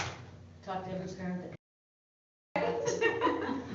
What's your I kids mostly saying? get I'll talked find out. at. It hasn't been that bad. People aren't beating me up that much, a little bit, but not, it hasn't been terrible. I've been hearing this for decades. I mean, you know, a solid decade about the generalized complaint about this district. Very few times do it, but people don't tend to voice their approval of things, they voice their disapproval, and I'm aware of that bias. Okay, we're gonna move on to Yeah, discussion. that took a while, sorry. I was trying to be quick. It's okay, no, it's all right, Chris. I mean, it's healthy to have those conversations. Well, I think so. Yeah. Okay, so 15B, Oregon Government Ethics Commission Statement of Economic Interest, SEI, that pertains to all of us board members. Need to be filed, starts March 15th, and if you You have a deadline from March 15th to April 15th. That's your filing window. It's not a very complicated process. And if you don't do it by then, well, it's going to cost you $10 a day for 14 days. Then it goes to $50 a day with a maximum penalty of $5,000. Well, I don't have $5,000 in penalties, so. I got my reminder set. It's your reminders, yes, just your reminders. And then staff appreciation lunch is on March 30th and 31st after spring break. So, and we've already, Cindy's been working and Kim's been working on that. I think we're set. We're set for that. I guess they sent, I mean, I signed up, but then nothing happened, but they send me something now? Or do I have to go You have back? to wait for the 15th. That's what I mean, do they ping me or something with something? Oh, they do, okay, yeah. I mean, they say fill this thing out or whatever. You'll get an email, but you need to go do it. Right, I understand. Check your emails. I have been, Okay. not that one. Okay, do we have any further community comments? No, okay. Board member comments, anybody have something you would like to share? Cindy? Nothing additional. The reef dinner was amazing. Yes, it was. It was very well. Denise Clifton spoke. She was a graduate. She was a year younger than I was. And yeah, she did an amazing job. She's doing great things. Two-time Pulitzer Prize winner. Yes. With the Seattle Times. Yeah, that was pretty good. Yeah, pretty good turnout. Chris? Taylor? No, I said my piece. You guys are gonna get sick of her. Okay, well, I would like to wish everybody to have a happy, restful spring break. That's just coming up in a little bit more than a week, I think, isn't it? Week after next? Yeah. So enjoy every restful minute that you have. Future agendas, March 23rd through 27th, district exposed for spring break. March 30th, Monday is a board appreciation for the RCCS. Tuesday, the 31st, is appreciation lunch for Highland. April 8th is board work session at 5 p.m., board meeting at 5:30. May 13th is the first budget committee meeting, and it's 4 p.m. And Wednesday, May 13th is the board work session, it's at 5 p.m., and the board meeting at 5:30. And Wednesday, May 20th, 2026 is the second budget committee meeting at 5 p.m. And with that note, we're done.